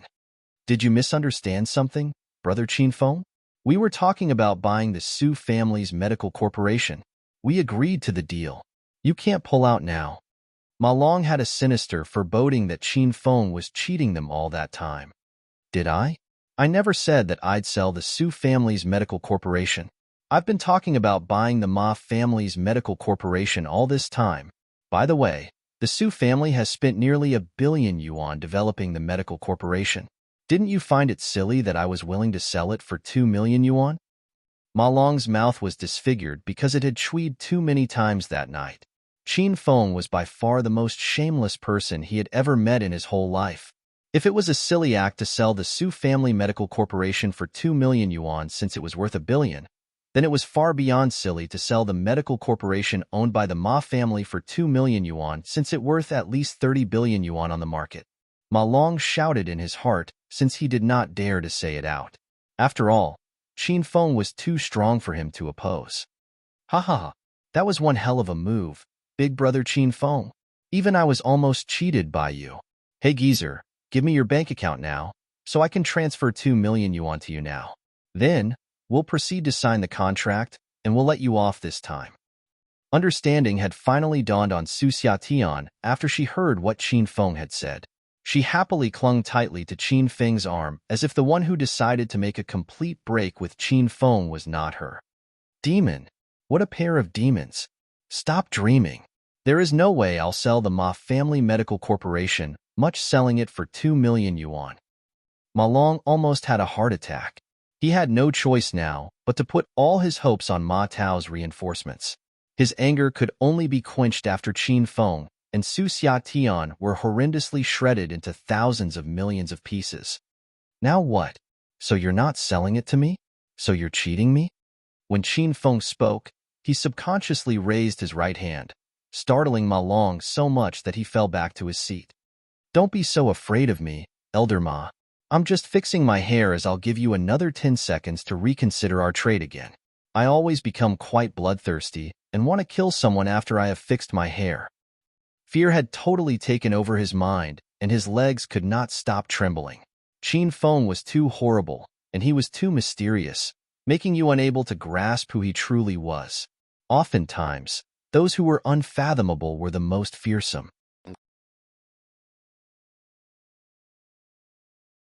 Umph! You filthy rascals! How dare you make trouble at my place? None of you will be able to walk out of the gate tonight. Ma Tao's voice, filled with anger, echoed from the gate. It seemed like their reinforcements had arrived. You're tuning in to the Romance Rendezvous YouTube channel. We're so grateful for your support, and don't forget to subscribe to join us on this incredible journey through captivating stories. Your generosity through donations truly makes a world of difference, as it's the primary source of revenue that allows me to expand and enhance this channel for you. Thank you from the bottom of my heart for being a part of this adventure.